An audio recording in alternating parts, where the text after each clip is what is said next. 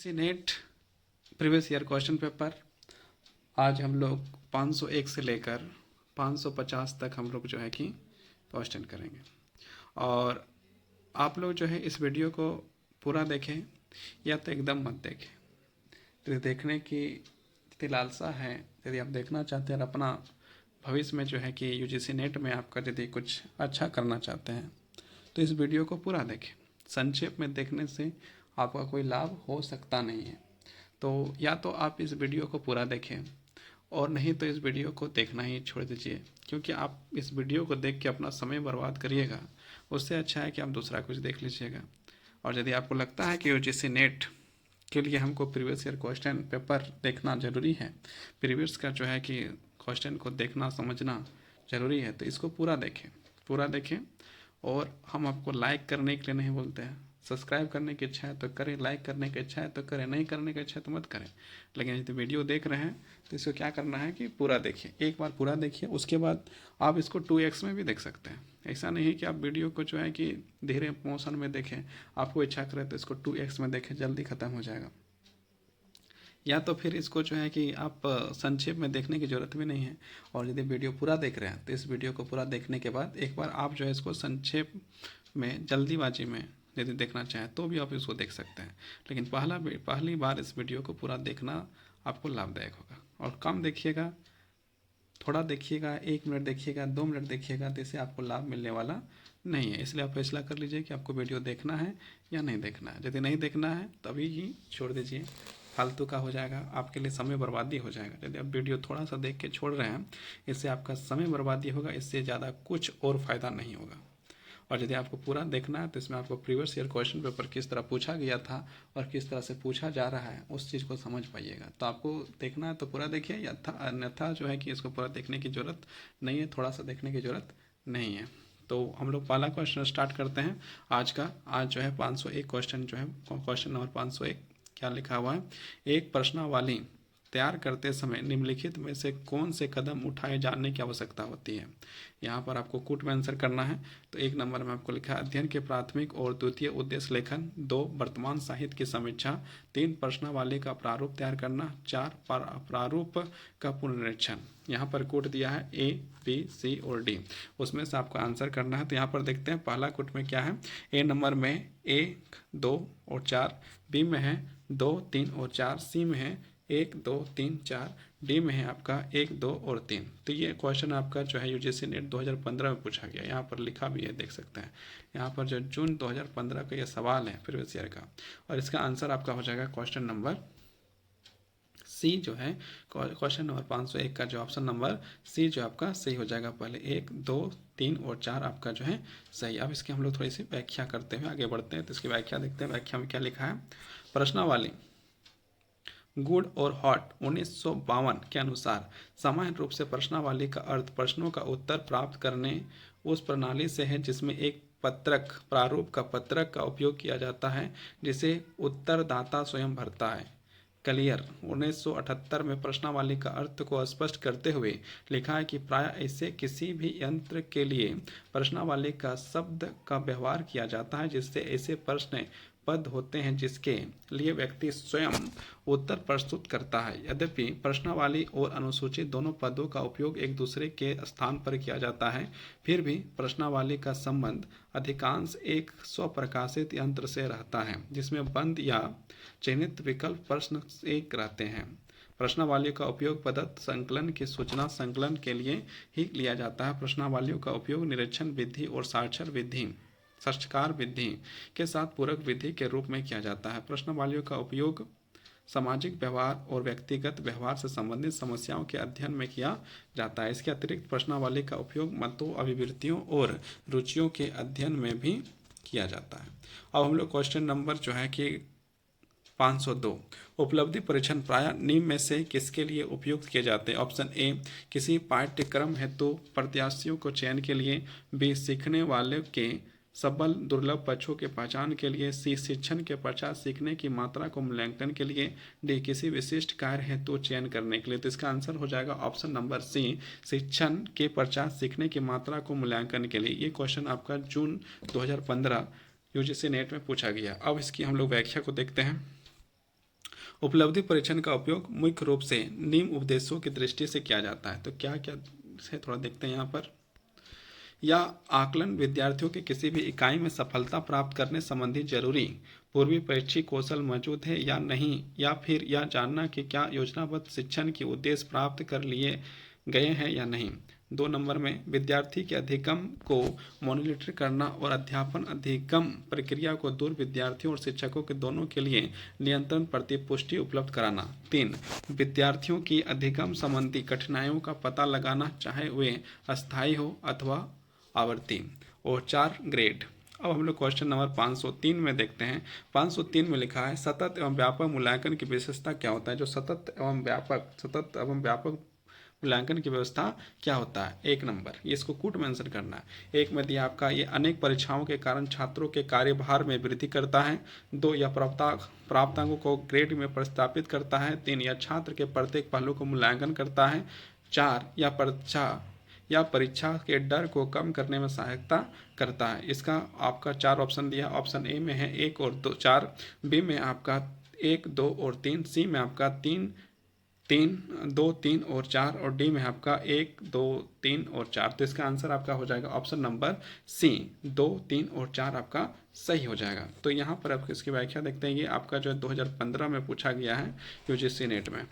अब हम लोग जो है इसकी व्याख्या को देखते हैं। सतत एवं व्यापक मूल्यांकन विद्यालय में मूल्यांकन के अंतर्गत छात्रों के व्यक्तित्व का विकास संबंधित लगभग सभी क्षेत्रों को शामिल किया जाता है। इसमें शैक्षणिक और गैर शैक्षणिक दोनों क्षेत्रों को शामिल किया जाना चाहिए, अर्थात इसे अधिक व्यापक होना चाहिए। मूल्यांकन एक सतत प्रक्रिया है और छात्रों की क्षमता और उनकी कमियों को बार बार बताता है, ताकि उन्हें अपने आप को समझने और सुधारने का बेहतर अवसर मिलता है।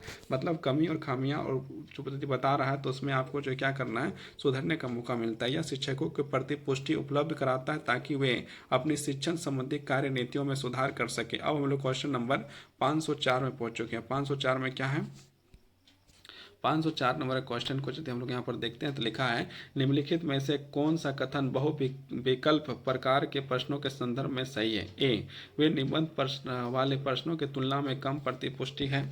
बी, वे लघु उत्तर वाले प्रश्नों की तुलना में अधिक व्यक्तिनिष्ठ होते हैं। सी, वे सही गलत वाले प्रश्नों की तुलना में अधिक व्यक्तिनिष्ठ होते हैं। डी, वे सही गलत वाले प्रश्नों की तुलना में अधिक वस्तुनिष्ठ होते हैं। तो इसका आंसर आपका हो जाएगा ऑप्शन नंबर डी, वे सही गलत वाले प्रश्नों की तुलना में अधिक वस्तुनिष्ठ होते हैं। ये आपका जो है कि ऑप्शन सही हो जाएगा, ऑप्शन नंबर डी, है ना। यहाँ पर आपको व्याख्या में लिखा है या बहुवैकल्पिक प्रकार के प्रश्न सही गलत वाले प्रश्नों की तुलना में अधिक प्रतिपुष्टि होते हैं। अब हम लोग जो है कि क्वेश्चन नंबर 505 में हम लोग आ गए हैं। 505 में क्या लिखा हुआ है, 505 में आपका लिखा है विद्यार्थियों द्वारा शिक्षक के मूल्यांकन के उद्देश्य हैं। विद्यार्थियों द्वारा जो शिक्षक का जो मूल्यांकन है उसका क्या उद्देश्य यहाँ बताना है। तो 1 में लिखा है विद्यार्थी कमजोरियों के बारे में जानकारी एकत्रित करना। 2, शिक्षक के शिक्षण कार्य की गंभीरता से लेने का संदेश देना। 3, शिक्षक की नवीन विधियों अपनाने के में शिक्षक की सहायता करना। और 4, आपका शिक्षक के गुणों में और अधिक सुधार क्षेत्रों में पहचान करना। तो इसको जो आपको कूट में आंसर करना है तो यहाँ पर कूट ए नंबर में आपका दिया है 2 3 और 4 सही है। बी में आपका दिया है 1 2 और 3 सही है। और बाकी जो बच गया यहाँ दिया है। तो सी में आपका है केवल 1 सही है। और डी में आपका दिखा है 1 और 2 सही है। तो इसका आंसर आपका हो जाएगा ऑप्शन नंबर बी जो है आपका सही हो जाएगा। बी में क्या लिखा है आपका 1 नंबर जो है सही है, 2 नंबर सही है और 3 नंबर जो आपका सही है ना। 1 नंबर 2 नंबर और 3 नंबर आपका जो है सही है, मतलब ऑप्शन नंबर बी आपका सही। 1 में क्या लिखा है, 1 में लिखा है विद्यार्थियों की कमजोरियों के बारे में जानकारी एकत्रित करना। मतलब विद्यार्थी की जो कमजोरी है उसके बारे में हम लोग क्या करना चाहिए, एक शिक्षक को मतलब उसकी जानकारी एकत्र करना चाहिए। 2 में लिखा है कि आपका शिक्षक का शिक्षण कार्य गंभीरता से लेने का संदेश देना। और 3 में आपका शिक्षक की नवीन विधियों अपनाने के शिक्षकों की सहायता करना। ये चीज़ आपका ये 3 आपका जो है कि सही हो जाएगा। अब हम इसकी व्याख्या देखते हैं हम लोग, है ना। क्या है, मूल्यांकन अध्यापन अधिगम प्रक्रिया का एक महत्वपूर्ण अंग है। यह पढ़ाने में शिक्षकों की तथा सीखने में विद्यार्थियों की मदद करता है। मूल्यांकन एक नियंत्रण चलने वाली प्रक्रिया है, ना कि अवधिया है।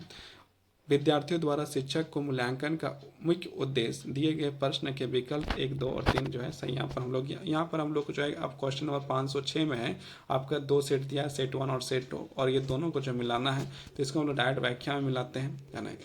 ज़्यादा समय को जो है योजना करते हुए कम समय में अच्छा काम करने का काम करिए। तो यहाँ पर देखिए रचनात्मक मूल्यांकन सेट 1 और सेट 1 मान लीजिए, सेट 2 मान लीजिए, और दोनों को जो है आपस में जो है मिलाना है। वहाँ पर यदि रखते हैं तो वहाँ पर आपको प्रश्न पढ़ के बताते हैं। लेकिन यहाँ पर आपका देखिए क्या है, रचनात्मक मूल्यांकन आपका प्रश्नोत्तरी और चर्चा हो जाएगा।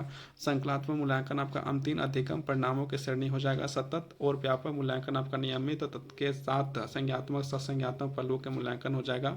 और डी में आपका था मानक और निष्कर्ष संबंधित मूल्यांकन आपका जो है क्या हो जाएगा, किसी समूह और कुछ संबंधित मूल्यांकन मापदंडों के आधार पर परीक्षण और उसकी व्याख्या हो जाएगा। ये आपका जो हो गया। अब हम लोग का जो है कि नेक्स्ट क्वेश्चन जो आपका क्या दिया है, 507 में अभिकथन है। तो हम लोग पढ़ते हैं। अभिकथन ए में आपका लिखा है ऋणात्मक मूल्यांकन अधिगम की त्वरित बनता है। आर में बताया गया संकल्पात्मक मूल्यांकन की तुलना में ऋणात्मक मूल्यांकन की अधिक विश्वसनीय है। तो ये हम लोग अब इसका कूट में आंसर करना है। तो कूट में यदि आंसर करना है तो इसमें आपका क्या हो जाएगा, ऑप्शन नंबर सी आपका जो है क्या हो जाएगा, सही हो जाएगा। मतलब ए सही है किंतु आर जो है क्या है, गलत है। अब इसकी व्याख्या को देखते हैं। ये 2017 में पूछा गया था। ऋणात्मक मूल्यांकन विकासोन्मुखी होता है। ऋणात्मक मूल्यांकन नहीं, इसका प्रयोजन विद्यार्थियों के अधिगम और अध्यापन को सुधारना होता है। अतः इसका मुख्य कार्य शिक्षक और विद्यार्थियों को जानकारी देना, जिससे वे अपनी कमजोरियों और मजबूतियों को जानकर अध्यापन अधिगम की प्रक्रिया सुधार सके। मतलब विद्यार्थी को ये समझ लें कि उसकी क्या कमजोरी और क्या जो है कि मतलब अच्छा है, वो जो समझ में अपना जो है कि काम कर सकता है। इस प्रकार का अधिगम सीखने की गति को तय करता है। इस प्रकार आपको क्या है, सीखने की गति को बढ़ाता है। जबकि सनातन मूल्यांकन का उद्देश्य यह मालूम करना होता है कि एक विशेष अवधि पूर्ण होने पर शैक्षणिक उद्देश्यों को किस मात्रा में प्राप्त कर लिया गया है। इसका प्रयोग आमतौर पर एक छात्र की अन्य छात्रों के समझ तुलना करने के लिए किया जाता है। इस प्रकार दोनों के मूल्यांकनों के उद्देश्य अलग अलग हैं एवं दोनों ही समान रूप से विश्वसनीय हैं।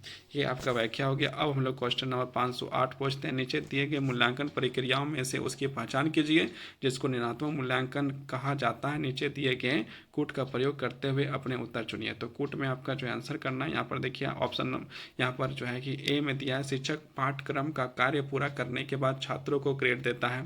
बी में आपका कहा गया शिक्षक कक्षा में छात्रों के साथ अंतक्रिया के दौरान सुधारात्मक प्रतिपुष्टि प्रदान करता है। सी में आपका लिखा गया शिक्षक इकाई परीक्षण में छात्रों को अंक देता है।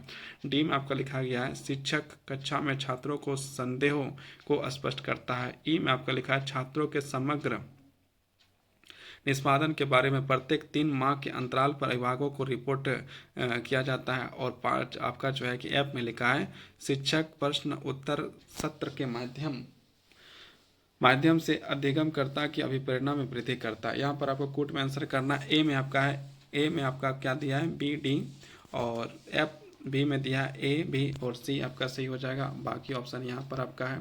तो बाकी ऑप्शन में क्या है, B C D, option C. D option में ए सी और डी दिया, तो आपका आंसर हो जाएगा ऑप्शन नंबर ए आपका जो क्या हो जाएगा, सही हो जाएगा। ऑप्शन नंबर ए आपका ये वाला सही हो जाएगा। मतलब बी डी और एफ जो है आपका सही है। अब इसकी व्याख्या को देखते हैं। व्याख्या को क्या लिखा हुआ है, आकलन 2 प्रकार के होते हैं। जो आकलन होता है वो 2 प्रकार का होता है। एक ऋणात्मक आकलन होता है, योगात्मक मूल्यांकन होता है। ऋणात्मक आकलन में कई लोगों द्वारा सीखने का आकलन भी कहा जाता है। नकारात्मक मूल्यांकन की विशेषताओं का नियम है। पहला क्या है ऋणात्मक में, देखिए ऋणात्मक मूल्यांकन में छात्रों की रचनात्मक प्रतिक्रिया प्राप्त करने में सक्षम बनाना है, जो उन्हें बेहतर सीखने और प्रभावी प्रगति की मदद करता है। 2 है ऋणात्मक मूल्यांकन के शिक्षक कक्षा में छात्रों के साथ अंतक्रिया करने के बाद सुधारात्मक प्रतिपुष्टि देता है। और 3 में आपका लिखा गया ऋणात्मक मूल्यांकन में शिक्षक कक्षा में ही छात्रों के संदेह को स्पष्ट करता है। 4 में है शिक्षक प्रश्न उत्तर सत्र के माध्यम से अधिगमकर्ता अभिप्रेरणा में वृद्धि करता है। 5 में आपका ऋणात्मक मूल्यांकन में छात्रों को आगे चलते रहने और सीखने की प्रगति के मार्ग को बनाता है। और 6 में आपका यह नैदात्मिक और सुधारात्मक है। 7 में आपका यह प्रभावी प्रतिक्रिया के लिए प्रावधान है। 8 में आपका यह छात्रों के स्वयं सीखने के लिए सक्रिय भागीदारी के लिए मंच प्रदान करता है। अब हम लोग क्वेश्चन नंबर 509 में पहुंच गए हैं। क्या लिखा है, नीचे दिए गए शिक्षण अधिगम संदर्भों में प्रयुक्त ऋणात्मक और संज्ञात्मक मूल्यांकन की प्रक्रियाओं की रचनात्मक विशेषता दी गई है। तो यहाँ पर आपका जो है ये कूट में आंसर करना है। तो ए में आपका लिखा है इनका उपयोग अधिगम मानकों के निर्धारण में किया जाता है। बी में आपका लिखा है इसका उपयोग क्षमता तथा गुणवत्ता में सुधार के लिए किया जाता है। सी में आपका लिखा है इसका उपयोग शिक्षकों के विद्यार्थियों तथा संस्थाओं के निष्पादन मूल्यांकन के लिए किया जाता है। और डी में आपका जो है डी ऑप्शन में आपका क्या लिखा हुआ है, तो डी ऑप्शन को हम लोग देखते हैं। ऑप्शन नहीं, ये आपका जो कूट में आंसर करना है। तो डी में क्या लिखा है इसका उपयोग अनुदेशन की अवधि में किया जाता है। ई में आपका लिखा है मूल्यांकन अपनी प्रकृति में औपचारिक तथा अनुरचनात्मक घटित होता है। एफ में आपका लिखा है यह शिक्षक तथा विद्यार्थी दोनों को सहभागिता पर आधार करता है। इसका आंसर हम लोग क्या करना है, कूट में इसका आंसर करना है। तो कूट में आंसर करना है तो चार आपका जो है कि यहाँ पर ऑप्शन दिए हैं और चार ऑप्शन में से एक ऑप्शन आपका जो है कि आपका सही होगा। तो यहाँ पर ए नंबर का ऑप्शन में ए, बी और सी दिया है, बी नंबर का ऑप्शन में बी, सी और डी दिया है, सी नंबर का ऑप्शन में ए, सी और ई दिया है और डी नंबर का ऑप्शन में बी, डी और एफ दिया है। तो इसका आंसर आपका क्या होगा, यहाँ पर देखना है। ये क्वेश्चन आपका 2018 में पूछा गया। इसका आंसर आपका ऑप्शन नंबर डी जो है आपका सही हो जाएगा। बी, डी और एफ जो आपका क्या है, सही है। ये 2018 में यूजीसी नेट द्वारा जो है पूछा गया था सवाल है। अब इसकी व्याख्या को देखते हैं। व्याख्या में क्या है, निरात्मक मूल्यांकन के अंतर्गत प्रक्रिया के दौरान उसका मूल्यांकन किया जाता है, जबकि संज्ञानात्मक मूल्यांकन के तहत प्रक्रिया की समाप्ति के बाद उसकी समीक्षा की जाती है कि कहीं कुछ कमी तो नहीं रह गई और उस कमी को जानकर सुधार किया जाता है। यदि किसी प्रकार का कोई कमी रहता है तो उस कमी को पहले जानना है और फिर उस कमी को क्या करना है, सुधार करना है। शिक्षण अधिगम संदर्भों में प्रयुक्त ऋणात्मक और संकलात्मक मूल्यांकन प्रक्रियाओं का रचनात्मक विशेषता निम्न है। तो यहाँ पर जो है विशेषताएं दिया गया, तो देखो इसको पहले। तो इसका उपयोग क्षमता और गुणवत्ता में सुधार के लिए किया जाता है। डी, इसका उपयोग अनुदेशन की अवधि के लिए किया जाता है। यह शिक्षक तथा विद्यार्थियों दोनों की सहभागिता पर आधारित होता है। अब हम लोग क्वेश्चन नंबर 510 में पहुंच गए हैं। 510 में क्या दिया गया है, नीचे दी गई सूची में से कौन सी प्रवृत्तियां निरात्मक मूल्यांकन का रूप ग्रहण करेगी, अपना उत्तर कूट में चयन कीजिए। ए नंबर, परीक्षा सत्र आयोजित करना। 2, शिक्षणोत्तर सत्रों की बहुविकल्पिक प्रकार के प्रश्न देना। 3, प्रभुत्व परीक्षण करना। 4, चर्चाओं के दौरान सुधारात्मक प्रतिपुष्टि प्रदान करना। 5, प्रासंज्ञात्मक चिंतन के लिए अवसर का संवर्धन करना। और 6, पंच पदीय स्केल पर छात्रों का निष्पादन की ग्रेडिंग करना। ये आपको जो है कि यहाँ पर सारा ये लिखा हुआ और इसको आंसर आपको करना है कूट में। तो यहाँ पर 4 प्रकार के आपको ऑप्शन मिलेंगे, option A, option B, option C और ऑप्शन डी। उसमें से एक ऑप्शन आपका जो है सही होगा। तो हम लोग ऑप्शन नंबर ए देखते हैं। ऑप्शन नंबर ए में क्या लिखा हुआ है, ऑप्शन नंबर ए में आपका दिया है 1, 4 और 5। ऑप्शन नंबर बी में आपका दिया है 1, 2 और 3। ऑप्शन नंबर सी में आपका दिया है 2, 3 और 4। ऑप्शन नंबर डी में दिया है 4, 5 और 6। तो ये जो है क्वेश्चन आपका यूजीसी नेट 2018 में का पूछा हुआ सवाल है और इसको जो है प्रीवियस ईयर क्वेश्चन पेपर, तो प्रीवियस ईयर ही का सवाल है, 2018 का है। तो 2018 का सवाल है, तो आप इस चीज़ को देख सकते हैं। यहाँ पर 4 ऑप्शन है और उसमें से आपका जो है ए नंबर आपका क्या है, सही है। मतलब 1, 4 और 5 आपका सही होगा। और हम लोग व्याख्या को देखते हैं। निम्नलिखित प्रतियों निरात्मक मूल्यांकन का रूप ग्रहण करेगी। परीक्षा सत्र का आयोजित करना, चर्चाओं के दौरान सुधारात्मक प्रतिपुष्टि प्रदान करना, प्रासंज्ञात्मक चिंतन के लिए अवसर संवर्धन करना। अब हम लोग क्वेश्चन नंबर 511 में आ गए हैं। 511 का क्वेश्चन जो हम लोग यहाँ पर करेंगे और 511 का क्वेश्चन करेंगे तो यहाँ पर हम लोग जो है कि 511 का क्वेश्चन में क्या लिखा हुआ है, तो यहाँ पर देखिए क्या लिखा है। कोई माप किस सीमा तक यादृच्छिक त्रुटि से मुक्त है, इसके पालन की एक विधि में निम्नलिखित में से किसका परिकलन किया जाता है। ऑप्शन ए, विषय वस्तुता। बी, प्रयोगात्मक पूर्वधारण। सी, परीक्षण पूर्ण परीक्षण विश्वसनीयता। और डी आपका मांग अभिलक्षण। ये जो 2018 में जो सवाल पूछा गया था यूजीसी नेट का, तो ये जो है आपका आंसर हो जाएगा ऑप्शन नंबर सी जो है आपका क्या हो जाएगा, सही हो जाएगा, है ना। अब हम लोग इसकी व्याख्या को देखते हैं। व्याख्या में क्या लिखा है, कोई माप की सीमा तक यादृच्छिक त्रुटि से मुक्त है, इसके मापन की एक विधि परीक्षण पुनः परीक्षण विश्वसनीयता ज्ञात करने के परीक्षण पुनः परीक्षण विधि सर्वाधिक सरल एवं स्पष्ट विधि है। इस विधि का परीक्षण को 2 बार छात्रों के किसी समूह को प्रकाशित किया जाता है, जिससे प्रत्येक छात्र के लिए 2 प्राप्त हो जाते हैं। परीक्षण के प्रथम प्रशासन तथा परीक्षण के द्वितीय प्रशासन से प्राप्त अंकों के बीच सहसंबंध गुणांक की गणना कर ली जाती है। अब हम लोग क्वेश्चन नंबर किस में चले गए हैं, 512। यदि आपको स्पीयरमैन के रो का परिकलन करना हो तो आप किस प्रकार के आंकड़े प्रविष्ट करेंगे? ऑप्शन ए वास्तविक मान, बी रैंक, ऑप्शन सी दो भाजी आंकड़े, ऑप्शन डी नामिक आंकड़े। तो इसका आंसर हो जाएगा ऑप्शन बी रैंक। तो अब इसकी हम लोग व्याख्या करते हैं। व्याख्या में देखते हैं क्या लिखा है। हमें सब सीरियल मैन के रो की परिकल्पना करना है तो हम रैंक के प्रकार के आंकड़ों के उपयोग करेंगे। कभी कभी शोधकर्ताओं को अपने शोध से दोनों चरों पर आंकड़ों की क्रम सूचक मापनी पर प्राप्त होते हैं। ऐसी परिस्थितियों में घूर्णन आद्य घूर्णन विधि द्वारा अर्थात परिसमन परियर्सन आर द्वारा सहसंबंध ज्ञात किया जाना संभव नहीं होता। ऐसी परिस्थिति में कोटि अंतर का उपयोग करके सहसंबंध ज्ञात किया जाता है। यहाँ पर आपको फार्मूला दिया, उसके अनुसार आप जो है कि ज्ञात कर सकते हैं। अब हम लोग जो है क्वेश्चन नंबर 513 में आ गए। 513 में क्या लिखा है? निम्नलिखित में से परीक्षण के किस प्रकार में एक विद्यार्थी के दूसरे विद्यार्थी के कार्य निष्पादन के साथ परस्पर तुलना की जाती है? ए ऑप्शन नंबर ए निष्कर्ष समर्थित परीक्षण, बी निदात्मक परीक्षण, सी संख्यात्मक परीक्षण, डी मानक समर्थित परीक्षण। तो इसका आंसर आपका हो जाएगा ऑप्शन नंबर डी जो है आपका सही हो जाएगा। अब हम लोग इसकी व्याख्या को देखते हैं। मानक समर्थित परीक्षण में एक विद्यार्थी दूसरे विद्यार्थी के कार्य निष्पादन के साथ परस्पर तुलना की जाती है। एक पाठचर्या का परीक्षण एक निश्चित निष्कर्ष जिसे निष्कर्ष संदर्भित परीक्षण CRT कहते हैं, अथवा एक समान वितरण जिसे मानक संदर्भित परीक्षण NRT कहते हैं, जैसे एक मानक के संबंध में किया जाता है। साधारण भारतीय स्कूल पद्धति में हम मानक संदर्भित परीक्षण का प्रयोग करते हैं, जहां परीक्षण के परिणामों का प्रयोग पाठचर्या के दो सेटों का मिलान करने के लिए किया जाता है। अब हम लोग क्वेश्चन नंबर 514 में आ गए हैं। 514 में क्या लिखा है? निम्नलिखित में से कौन सा अधिगमतम निष्पादन परीक्षण का एक उदाहरण है? ऑप्शन ए व्यक्तिगत परीक्षण, ऑप्शन बी पर्यवेक्षी व्यक्तिगत परीक्षण, सी अभिक्षमता परीक्षण, डी रुचि और अभिव्यक्ति मापनी। तो इसका आंसर हो जाएगा ऑप्शन नंबर सी आपका जो है सही हो जाएगा। अब इसकी हम लोग व्याख्या को देखते हैं। अभिक्षमता परीक्षण अधिकतम निष्पादन परीक्षण का एक उदाहरण है। अभिक्षमता परीक्षण वह होता है जिसकी रचना किसी विशेष प्रकार की तथा सीमित क्षेत्र के क्रिया करने की विधिभूत योग्यता के मापने के लिए की जाती है। अभिक्षमता मापन हेतु अभिक्षमता परीक्षणों का उपयोग किया जाता है। प्रकृति के आधार पर अभिक्षमता परीक्षण 3 प्रकार के होते हैं। तो 3 प्रकार के कौन कौन से होते हैं उसको हम लोग यहाँ देखिए। पहला है समान अभिक्षमता परीक्षण, दूसरा है भेदक अभिक्षमता परीक्षण और तीसरा है विशिष्ट अभिक्षमता परीक्षण। अब हम लोग क्वेश्चन नंबर 515 की ओर बढ़ेंगे। उद्देश्य अनुमान करना अथवा उन व्यक्तियों की पहचान करना जो किसी खास दिशा में विकसित होने की क्षमता रखते हैं या उसके किसी विशिष्ट परीक्षण में सर्वाधिक लाभान्वित होने की संभावना है। इस लक्ष्य को प्राप्ति के लिए आप कौन सा परीक्षण करेंगे?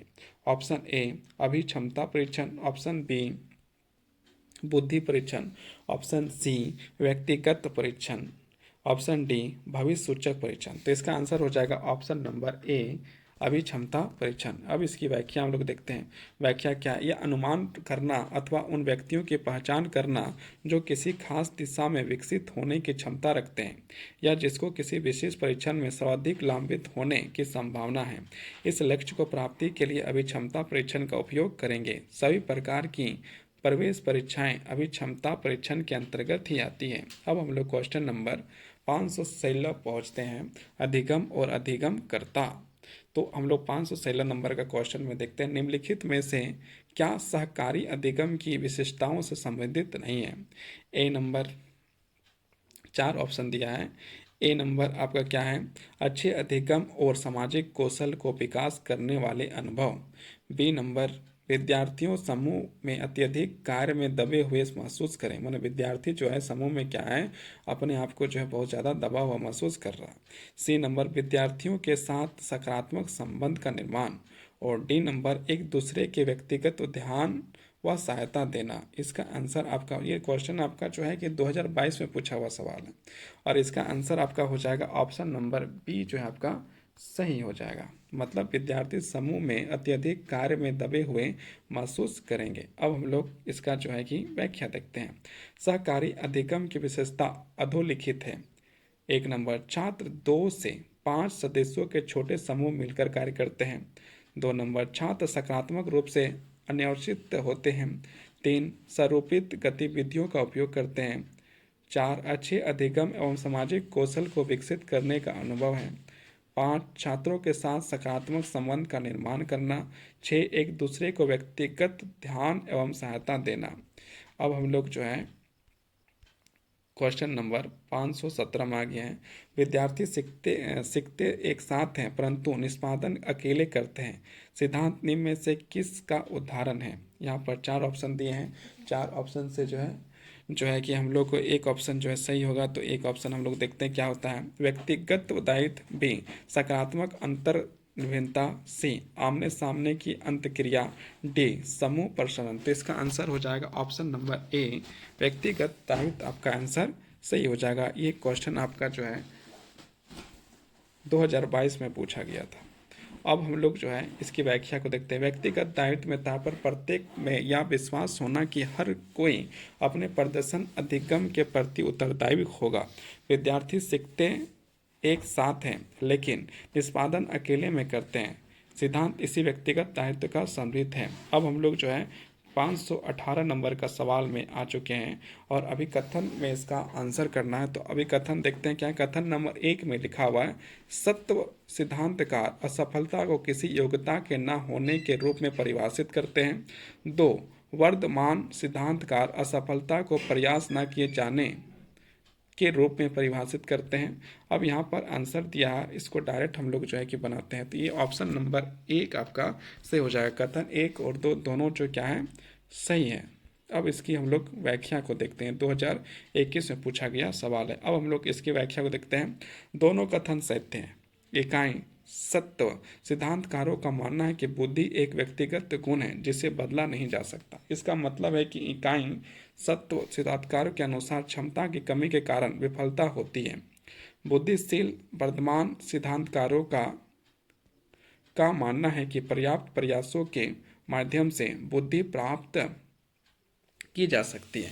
इसका मतलब है कि वृद्धिशील सिद्धांतकारों के अनुसार प्रयासों की कमी के कारण विफलता होती है। अब हम लोग क्वेश्चन नंबर 519 में जो है आ चुके हैं। ज्ञान प्रबंध के लिए आवश्यक लेखाचित्र संगठन और बुद्धि उपकरण का प्रकार क्या है?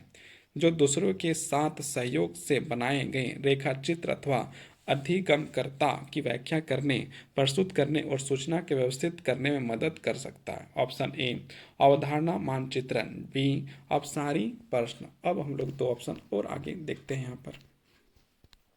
ऑप्शन सी, भाव भर्मिक प्रदर्शन और डी आपका अति उच्च मीडिया। तो इसका आंसर हो जाएगा ऑप्शन नंबर ए आपका जो है सही हो जाएगा। ऑप्शन नंबर ए आपका क्या है सही आंसर आपका क्या है? तो ऑप्शन नंबर ए आपका जो है अवधारणा मानचित्रण आपका जो है सही हो जाएगा। ऑप्शन नंबर ए आपका क्या है सही हो गया। अब हम लोग जो है इसकी व्याख्या को देखते हैं। व्याख्या में क्या लिखा हुआ है। ज्ञान प्रबंध के लिए आवश्यक रेखा चित्र संगठन और बुद्धि उपकरण का प्रकार अवधारणा मानचित्रण का है, जो दूसरों के साथ सहयोग के बनाए गए लेखाचित्र अधिगमकर्ता की व्याख्या करने, प्रस्तुत करने और सूचना को व्यवस्थित करने में मदद कर सकता है। या एक संरचनात्मक अधिगम प्रवृत्ति है जो किसी के सोचने के तरीके, किसी के ज्ञान के मध्य संबंधों को देखने के तरीकों को स्पष्ट करता है। अब हम लोग क्वेश्चन नंबर 520 में पहुंच चुके हैं। तो 520 क्वेश्चन नंबर को देखते हैं। निम्नलिखित में से कौन कौन से कौशल अधिसंज्ञान में शामिल है? 1 नंबर नियोजन करना, 2 विकास करना, 3 परीक्षण करना, 4 लागत निर्धारण करना, 5 मूल्यांकन करना। ये आपको जो है कूट में आंसर करना है। तो यहाँ पर देखिए ऑप्शन नंबर ए में आपका दिया है 1, 2 और 3 जो है दिया है ऑप्शन नंबर 1 में। ऑप्शन नंबर 2 में क्या दिया है 1, 3, 5। सी में आपका दिया है 1, 4, 5 और डी में दिया है 2, 4, 5। तो इसका आंसर हो जाएगा ऑप्शन नंबर बी, मतलब 1, 3 और 5 आपका सही है। तो इसकी हम लोग व्याख्या को देखते हैं। 2021 में पूछा गया था, अधिसंज्ञान अधिगम और समस्या समाधान से संबंधित विचार प्रक्रिया को व्यवस्थित और मूल्यांकित करने की अनुमति प्रदान करता है। अधिसंज्ञान में शामिल कौशल निम्नलिखित हैं। तो यहाँ पर क्या है, पहचान करना, संग्रहण और व्यवस्थित करना, परिष्कृत करना, नियोजन करना, क्रमिक करना और मूल्यांकन करना। 521 नंबर का सवाल अब हम लोग पहुंच चुके हैं। विषय वस्तु की परंपरागत और तथ्यों के नियमों व कार्य श्रृंखलाओं के अधिगम की प्राप्ति के लिए प्रत्यक्ष अनुदेश रणनीति अनिवार्य है। परंपरागत मास्टरी अधिगम है तो प्रत्यक्ष अनुदेश श्रृंखला की पहचान कीजिए। 1 नंबर में है प्रगति की निगरानी व निदान, बी में है अध्यापन पुनः अध्यापन, सी में आपका प्रतिपुष्टि करना, डी आपका नव विषय वस्तु प्रस्तुत करना और ई में है अभ्यास। अब यहाँ पर हम लोग क्या करना है, ये जो है 4 आपका दिया है आपका कूट में आंसर। तो कूट में आंसर आप देखें तो कूट में इसका आंसर आपका हो जाएगा ऑप्शन नंबर सी जो है आपका से हो जाएगा। मतलब पहले आपका ए, डी, ई, सी और बी आपका जो है सही आंसर हो जाएगा। इसकी हम लोग व्याख्या को देखते हैं। विषय वस्तु परंपरागत और तथ्यों के नियमों व कार्य के श्रृंखला के अधिगम की प्राप्ति के लिए प्रत्यक्ष अनुदेशन रणनीति अनिवार्य है। परंपरागत अधिगम हेतु तो प्रत्यक्ष अनुदेश श्रृंखला का सही कर्म, प्रगति की निगरानी और निदान, नव विषय वस्तु प्रस्तुत करना, अभ्यास, प्रतिपुष्टि करना, अध्यापन पुनः अध्यापन। अब हम लोग क्वेश्चन नंबर 522 में नीचे 2 कथन दिया गया अभिकथन। तो अभिकथन 1 को हम लोग पढ़ते हैं। समकालीन शिक्षा का प्रारंभ इस आधार से होता है कि हम सामुदायिक अर्थात समृद्ध हैं। और अभिकथन 2 कहता है आपका, हम इस समुदाय अर्थात को सही और अच्छी तरह तब तक नहीं जान सकते जब तक कि हम स्वयं समुदाय में उनके साथ चेतन और सक्रिय रूप में बोध प्राप्त करने वालों के रूप में ना हो। तो ये आपका जो है इसका आंसर आपका ऑप्शन नंबर बी जो है आपका सही हो जाएगा। ऑप्शन नंबर बी आपका जो है सही हो जाएगा। मतलब आपका क्या है 1 और 2 जो है दोनों आपका क्या हो जाएगा, सही हो जाएगा। अब इसकी हम लोग व्याख्या को देखते हैं। व्याख्या क्या है, शिक्षा का मूल उद्देश्य ही लोगों के ज्ञान वृद्धि, समाज का विकास करना, उसके लिए समुदाय के साथ अच्छी तरह मेल जोल होना आवश्यक है। अतः हम इस सामुदायिक अर्थात को सही और अच्छी तरह तब तक नहीं जान सकते हैं जब तक कि हम स्वयं समुदाय के उनके साथ चेतन और सक्रिय रूप से बोध प्राप्त करने वालों के रूप में ना हो। यही कारण है कि समकालीन शिक्षा का प्रारंभ इस आधार से होता है कि हम समुदाय में अर्थार्थ रूप प्रसिद्ध करें। अब हम लोग क्वेश्चन नंबर 523 में आ चुके हैं। इसमें स्टेटमेंट दिया हुआ है, मतलब आपका जो कथन दिया है, भौतिक रसायनवादी और वैज्ञानिक दार्शनिक माइकल परोसरी का तर्क दिया है कि हमारा सुव्यक्त बोध निहित मानव बोध की विशाल गुप्त परत पर निर्भर करता है। और स्टेटमेंट आपका मतलब कि अभिकथन जो है 2 आपका दिया है, पोलेसी के अनुसार यदि हमारे पास शरीर और आत्मा नहीं होती है तो हम उसमें से कुछ भी नहीं जान पाते जो हम सुस्पष्ट संकल्पात्मक तार्किक अनुभाविक स्तर पर जानते हैं। इसका आंसर आपका हो जाएगा ऑप्शन नंबर ए आपका जो क्या हो जाएगा, सही हो जाएगा। मतलब अभिकथन 1 और 2 जो है दोनों सत्य हैं। 2021 में सवाल पूछा गया था। अब हम लोग इसका जो है कि थोड़ा सा व्याख्या देखते हैं। माइकल परोसी एक हैनिसियन ब्रिटिश बहुविद थे, मतलब विद्वान थे। भौतिक रसायनवादी और वैज्ञानिक दार्शनिक के रूप में इन्होंने तर्क दिया है कि हमारा सुव्यक्त बोध निहित मानव बोध की विशाल गुप्त परत निर्भर करता है। पलोसी के अनुसार यदि हमारे पास शरीर और आत्मा नहीं होती तो हम उसमें से कुछ भी नहीं जान पाते हैं जो हम सुस्पष्ट संकल्पात्मक तार्किक अनुभाविक स्तर पर जानते हैं। अब हम लोग क्वेश्चन नंबर 524 में आ गया है। इसमें जो है लिस्ट दिया गया, लिस्ट 1 और 2 को जो मिलाना है, तो डायरेक्ट हम लोग इसको जो है कि क्या करते हैं कि व्याख्या में ही मिला देते हैं। मिलाना ही है तो का, तो यहाँ पर जो है हम लोग डायरेक्ट जो है कि व्याख्या में ही मिला दे रहे हैं। सृजनात्मक ब्लॉक का नाम और उधर कार्य है ना। तो पहला क्या, ए नंबर में बोधात्मक जो है समस्या को अलग करने कठिनाई से मिल जाएगा। भावनात्मक ब्लॉक आपके कल्पना के क्षेत्रों का तक पहुँच के अभाव। बौद्धिक जो है आपका जो है ब्लॉक क्या हो जाएगा, सूचना का भाव का गलत होना। और सांस्कृतिक ब्लॉक क्या हो जाएगा, विनोदशीलता केवल बच्चों के लिए हो जाएगा। मतलब आपका सेम, एक को 1 से मिला दो, बी को 2 से मिला दो और सी को 3 से मिला दूँ और डी को जो है 4 से मिल जाएगा। अब क्वेश्चन नंबर 525 आज का जो है अंतिम सवाल है। 525 नंबर का जो है 525 नंबर क्वेश्चन, और ये सवाल आपका जो है आज का अंतिम सवाल होगा। उस उपागम का क्या नाम है जो शिक्षक के उन कथनों से संबंध रखता है जो विद्यार्थियों के उत्तर को विस्तृत रूप से समझाने के लिए प्रोत्साहित करता है, चाहे वह उनका अपना उत्तर हो या दूसरे विद्यार्थी का। तो यहाँ पर ऑप्शन ए है जांच पड़ताल, बी संरचनाकरण, सी आपका है कार्यमुक्ता और डी आपका है उपचारीकरण। तो इसका ऑप्शन हो जाएगा आपका जो है कि ऑप्शन नंबर ए आपका जो है क्या हो जाएगा, जांच पड़ताल सही हो जाएगा। अब हम लोग जो है कि व्याख्या को देखते हैं। तो व्याख्या को देखते हैं कि व्याख्या में क्या लिखा है। उस उपागम का नाम जांच पड़ताल है जो शिक्षक के उन कथनों के संबंध रखता है जो विद्यार्थियों के उत्तर और विस्तृत रूप समझाने के लिए प्रोत्साहित करता है, चाहे वह उनका अपना उत्तर हो या दूसरे विद्यार्थी का। इस उपागम की सहायता से विद्यार्थी ने कितना सीखा, कितना ज्ञान अर्जन किया, इसकी जांच की जा सकती है तथा शिक्षक द्वारा उसे एक निश्चित विषय पर गंभीरता से सोचने पर जोर दिया जा सकता है। तो ये आज का जो है कि अंतिम सवाल था। अब हम लोग 526 से लेकर 550 तक जो है कि सवाल कल करेंगे। आज इतना ही तक करेंगे, 25-25 क्वेश्चन करके हम लोग आगे बढ़ेंगे। तो समझेंगे भी को वीडियो को जो है कि पूरा देखिए, और पूरा देखने के बाद इसको चाहे तो आप अपना कॉपी में नोट्स की तरह बना सकते हैं। वीडियो यदि पसंद आए तो लाइक कर सकते हैं, सब्सक्राइब कर सकते हैं, शेयर करने की ज़रूरत नहीं, शेयर तो अपने आप हो जा रहा है। चलिए, बहुत बहुत धन्यवाद, बहुत बहुत आभार। Net previous year question paper आज हम लोग 526 से लेकर 600 तक का क्वेश्चन करेंगे। निम्नलिखित में से कौन सा निर्णय जाल प्रमाणन कौशल से संबंधित है? ऑप्शन ए दुर्बल समूह प्रक्रिया, बी नकारात्मक प्रतिपुष्टि का नज़रअंदाज करना, सी अभिलेख नहीं रखना, डी शॉर्टकट लेना, ई दुर्बल फ्रेम नियंत्रण। और इसमें से आपका जो है कूट में आंसर करना है। तो इसमें जो है आपके 4 ऑप्शन है। ए नंबर का बताया गया है ऑप्शन ए, बी और सी, बी में बताया गया ए, डी और ई, सी में बताया गया बी, सी और डी में बताया गया सी, डी और ई। तो इसका आंसर आपका हो जाएगा ऑप्शन नंबर ए, कूट में आंसर, मतलब ए, बी और सी आपका सही है। इसकी हम लोग व्याख्या देखते हैं। निर्णय जाल वह प्रक्रिया है जो 2 या 2 से अधिक विकल्पों में से सही का चुनाव करने में बाधित करती है। दिए गए विकल्पों में निम्नलिखित निर्णय जाल प्रक्रमण कौशल से संबंधित है। दुर्बल समूह प्रक्रिया, नकारात्मक प्रतिपुष्टि को नज़रअंदाज करना, शॉर्टकट लेना, अति आत्मविश्वास इत्यादि।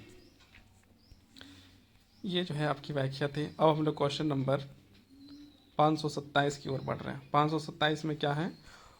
अनुभाविक अध्ययनों ने दर्शाया है कि महिला विद्यार्थी का विज्ञान तकनीकी, अभियांत्रिकी और गणित STEM जैसे विषयों में अल्प प्रतिनिधित्व है। इसके संभावित कारण हो सकते हैं। ए नंबर, महिला विद्यार्थीगण STEM विषयों के साथ सहज अनुभव नहीं करता। ऑप्शन बी में लिखा हुआ है, कोट में आंसर करना है। महिला विद्यार्थीगण STES विषयों में उत्तम प्रदर्शन नहीं कर सकता है। सी में महिला विद्यार्थीगण STES विषयों में अभिरुचि का अभाव है। डी महिला विद्यार्थीगण नकारात्मक रूढ़िवादिता के कारण धमकियों का सामना करते हैं। इसके बाद ई नंबर में क्या लिखा है? महिला विद्यार्थीगण को उनके माता पिता के द्वारा STES विषयों को लेने के लिए उत्साहित नहीं किया जाता है। और इसको हम लोग को कोट में आंसर करना है। तो इसमें जो देखते हैं क्या हो जाएगा। Option number A C E, B में है आपका बी ई, सी ऑप्शन में आपका दिया है सी और डी में दिया है आपका डी और ई। तो इसका आंसर हो जाएगा आपका ऑप्शन नंबर डी और ई। अब हम लोग इसकी व्याख्या को देखते हैं। अनुभाविक अध्ययनों में दर्शाया गया है कि महिला विद्यार्थियों का विज्ञान तकनीकी, अभियांत्रिकी और गणित जैसे विषयों में अल्प प्रतिनिधित्व है। इसके प्रमुख कारण अधोलिखित हैं। महिला विद्यार्थीगण नकारात्मक रूढ़िवादिता के कारण धमकियों का सामना करती है। महिला विद्यार्थीगण को उनके माता पिता के द्वारा STEM विषयों को लेने के लिए उत्साहित नहीं किया जाता है। अब हम लोग क्वेश्चन नंबर 528 में आ चुके हैं। यहाँ पर कथन 1 में दिया है, व्यवहार के सिद्धांत में प्रशंसनीय व्यवहार पर अध्ययन केंद्रित नहीं किया जाता है। कथन 2 में लिखा है, व्यवहार के सिद्धांत उपागम में सतत पूछताछ शामिल है। अब इसके जो है कूट में आंसर करना है। यहाँ पर आपका इसका आंसर आपका हो जाएगा ऑप्शन नंबर डी। एक गलत है किंतु 2 जो है आपका सही है। अब हम लोग इसकी व्याख्या को देखते हैं। कथन 1 असत्य है क्योंकि व्यवहार के सिद्धांत में प्रशंसनीय व्यवहार पर ध्यान केंद्रित किया जाता है। ऑप्शन 2 कथन 2 सत्य है क्योंकि व्यवहार के सिद्धांत उपागम में सतत पूछताछ शामिल है। अतः विकल्प डी जो है सत्य है। अब हम लोग क्वेश्चन नंबर 529 में आ गए हैं। द्वैत समाधान के 4 आर दृष्टिकोण कारक हैं। ए नंबर पढ़ना, बी लिखना, सी सम्मान, डी भर्सना, डी जो है समाधान। ये जो है आपके कूट में इसको आंसर करना है।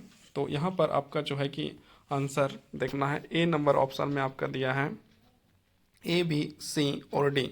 बी नंबर का ऑप्शन में दिया है ए बी सी और ई। सी नंबर का ऑप्शन में दिया है बी सी डी और ई। और डी नंबर का ऑप्शन में आपका है ए बी डी और ई। तो इसका आंसर हो जाएगा ऑप्शन नंबर बी, मतलब ए बी सी और ई जो है आपका बिल्कुल सही है। अब इसकी व्याख्या को हम लोग देखते हैं। द्वैत समाधान के 4 आर हैं, दृष्टिकोण कारक है। तो देखते हैं क्या है। पहला पढ़ना, फिर लिखना, सम्मान, उसके बाद समाधान। ये जो है आपके 4 ये हो गए। अब हम लोग नेक्स्ट क्वेश्चन की ओर बढ़ते हैं। 530 में क्या लिखा है, जैसे छात्र छात्राएं बड़े होते हैं समुदाय, राज्य, राष्ट्रीय और अंतर्राष्ट्रीय स्तरों पर सामाजिक विषयों का अध्ययन उन्हें उपलब्ध कराया जा सकता है। इस प्रयोजन हेतु किस मॉडल का डिजाइन किया गया है। तो यहाँ पर आपके 4 ऑप्शन है। भूमिका निर्वाह, बी विधि शास्त्रीय परीक्षा, सी संरचनाबद्ध परीक्षा, डी समूह अन्वेषण। तो इसका आंसर हो जाएगा ऑप्शन नंबर बी विधि शास्त्रीय परीक्षा। अब इसका जो हम लोग व्याख्या देखते हैं। ये आपका जो है 2021 में पूछा गया था। इसकी हम लोग व्याख्या देखते हैं। विधि शास्त्रीय परीक्षा एक शिक्षण मॉडल है जो सामाजिक संपर्क की भूमिका पर जोर देता है और सूचना प्रसारण और सामाजिक मुद्दों के मूल्यांकन के लिए प्रतिमान के रूप में केस स्टडी का उपयोग करता है। अब हम लोग आगे 531 नंबर का क्वेश्चन को देखते हैं। 531 नंबर में क्या लिखा है, नए मीडिया के कारण अधिगम अब निम्नलिखित में से इसका संग्रह नहीं है। ऑप्शन ए उदार मत का, ऑप्शन बी तकनीकी आधारित प्रयासों का, ऑप्शन सी तथ्यों का, ऑप्शन डी ज्ञान का। तो इसका आंसर आपका हो जाएगा ऑप्शन नंबर सी, तथ्यों का जो है इसका आंसर आपका सही हो जाएगा। अब हम लोग नेक्स्ट क्वेश्चन की ओर पढ़ेंगे। उससे पहले इसकी हम लोग व्याख्या देखते हैं। व्याख्या में क्या लिखा हुआ है। तो इसकी व्याख्या में लिखा है, युगों पहले अधिगम तथ्य आधारित होता था किंतु धीरे धीरे यह कई बदलावों से गुजरा। अतः आधुनिक समय में ICT नई अधिगम को नई तकनीकी उपलब्ध कराता है जिससे अधिगम में व्यापक दृष्टिकोण व्याप्त हुआ है। अतः नए मीडिया के कारण जो ICT का अंग है अधिगम तथ्यों का संग्रह नहीं रह गया है। अब हम लोग क्वेश्चन नंबर 532 की ओर बढ़ गए हैं। 532 में क्या लिखा है, निम्नलिखित में से कौन सा मॉडल विद्यार्थियों को व्याख्यान, पठन और अन्य माध्यमों के द्वारा प्रस्तुत सामग्री को समझने के लिए संज्ञानात्मक संरचना प्रदान करने के लिए डिजाइन किया गया है। Option A advance organizers, option B अगात्मक सोच, ऑप्शन सी स्मरक और ऑप्शन डी वैज्ञानिक गणवेश। तो इसका आंसर हो जाएगा आपका ऑप्शन नंबर ए, आपका जो है कि आपका सही हो जाएगा। अब इसकी हम लोग व्याख्या को देखते हैं। एडवांस ऑर्गेनाइजर्स मॉडल विद्यार्थियों को व्याख्यान, पठन और अन्य माध्यमों के द्वारा प्रस्तुत सामग्री को समझने के लिए संज्ञानात्मक संरचना प्रदान करने के लिए डिजाइन किया गया है। एडवांस ऑर्गेनाइजर मॉडल डेविड आशुबेल द्वारा दिया गया है जो एक शैक्षणिक मनोवैज्ञानिक है। आशुबेल के अनुसार सामग्री सार्थक है या नहीं या शिक्षार्थी की तैयारी और सामग्री के संगठन अधिक पर निर्भर करता है।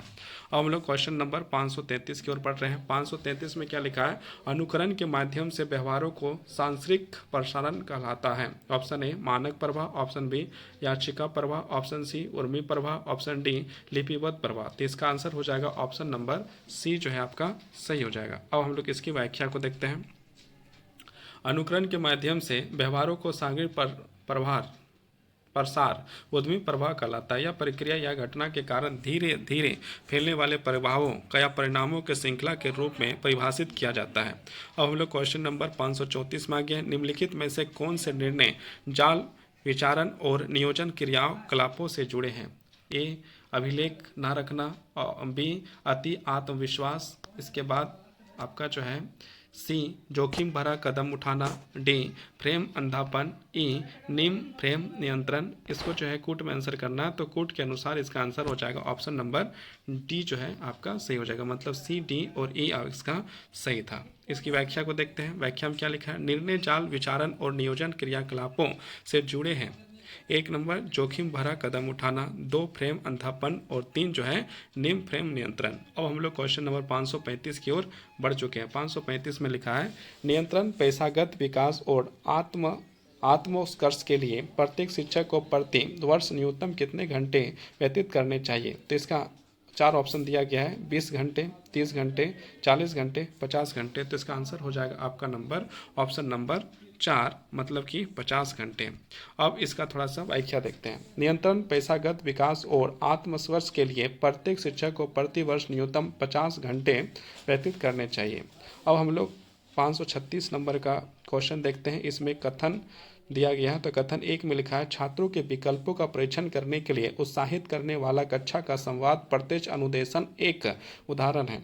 और 2 में लिखा है पूछताछ का मतलब शिक्षक का छात्रों का विस्तार पूर्वक उत्तर देने के लिए उत्साहित करने वाला कथन है। अब यहाँ पर देखिए, यहाँ पर आपका जो है कथन दिया है। तो कथन ए में आपका क्या है, कथन 1 और 2 दोनों सत्य हैं, बी में आपका 1 और 2 दोनों गलत हैं, और सी में आपका है, सी में कथन 1 सत्य है लेकिन कथन 2 असत्य है, और डी में है कथन 1 असत्य है लेकिन कथन 2 जो है सत्य है। और आपका जो है डी नंबर ही आपका सही हो जाएगा। ये आपका जो है 2021 में पूछा गया सवाल है। अब इसके हम लोग व्याख्या को देखते हैं। छात्रों को विकल्पों का परीक्षण करने के लिए उत्साहित करने वाला कक्षा का संवाद विषमीय स्तर शिक्षण का एक उदाहरण है। पूछताछ का मतलब शिक्षण का छात्रों को विस्तार पूर्वक उत्तर देने के लिए उत्साहित करने वाला कथन, अतः कथन 1 असत्य तथा कथन 2 जो है सत्य है। अब हम लोग क्वेश्चन नंबर 537 में आ चुके हैं। 537 में क्या लिखा गया है, 537 में बोलता है भारत में प्राचार्य देश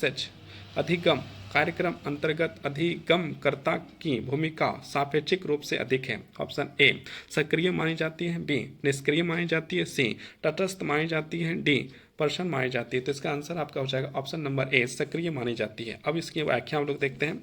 भारत में प्राचार्य देशज अधिगम कार्यक्रम अंतर्गत अधिगमकर्ताओं की भूमिका सापेक्ष रूप से सक्रिय मानी जाती है। अब हम लोग क्वेश्चन नंबर 538 देख रहे हैं। 538 में क्या है, क्षेत्र मुक्त अधिगमकर्ता की विशेषता है। ए नंबर शिक्षक से मार्ग निर्देशित और प्रयोगात्मक प्रदर्शन की अपेक्षा करता है, बी पाठ्य सामग्री की सूक्ष्मताओं पर ध्यान केंद्रित करता है, सी प्रतिस्पर्धा बनाना पसंद करता है, डी अवधारणाओं को व्यक्तित्व अनुभव के सापेक्ष देखता है, ई सूचना को स्वयं व्यतीत कर सकता है या सकती है।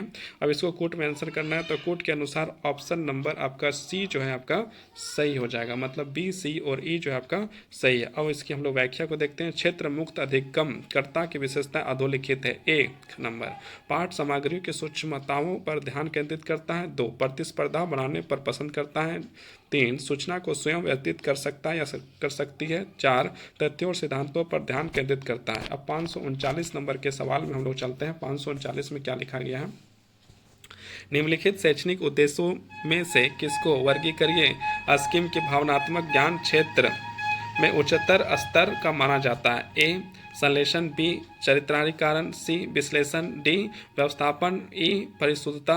अब इसमें जो है आपके जो है ऑप्शन कोट में दिया गया है, तो कोट में क्या है, पहला ऑप्शन नंबर ए आपका लिखा है ए और बी सही है, बी में लिखा है बी और सी सही होगा, सी में लिखा है बी और डी सही है, और डी में लिखा है डी और ई सही है। तो इसका आंसर हो जाएगा ऑप्शन नंबर सी, मतलब बी और डी आपका जो है क्या हो जाएगा, सही हो जाएगा। अब इसकी व्याख्या को हम लोग ध्यानपूर्वक देखते हैं।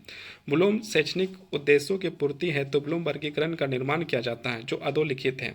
संज्ञात्मक, देखिए तीन वर्गीकरण, तीन साइड हो गया, संज्ञात्मक, भावनात्मक और मनोज्ञात्मक। तो संज्ञात्मक में देखते हैं ज्ञान, अनुप्रयोग, विश्लेषण, संश्लेषण, मूल्यांकन।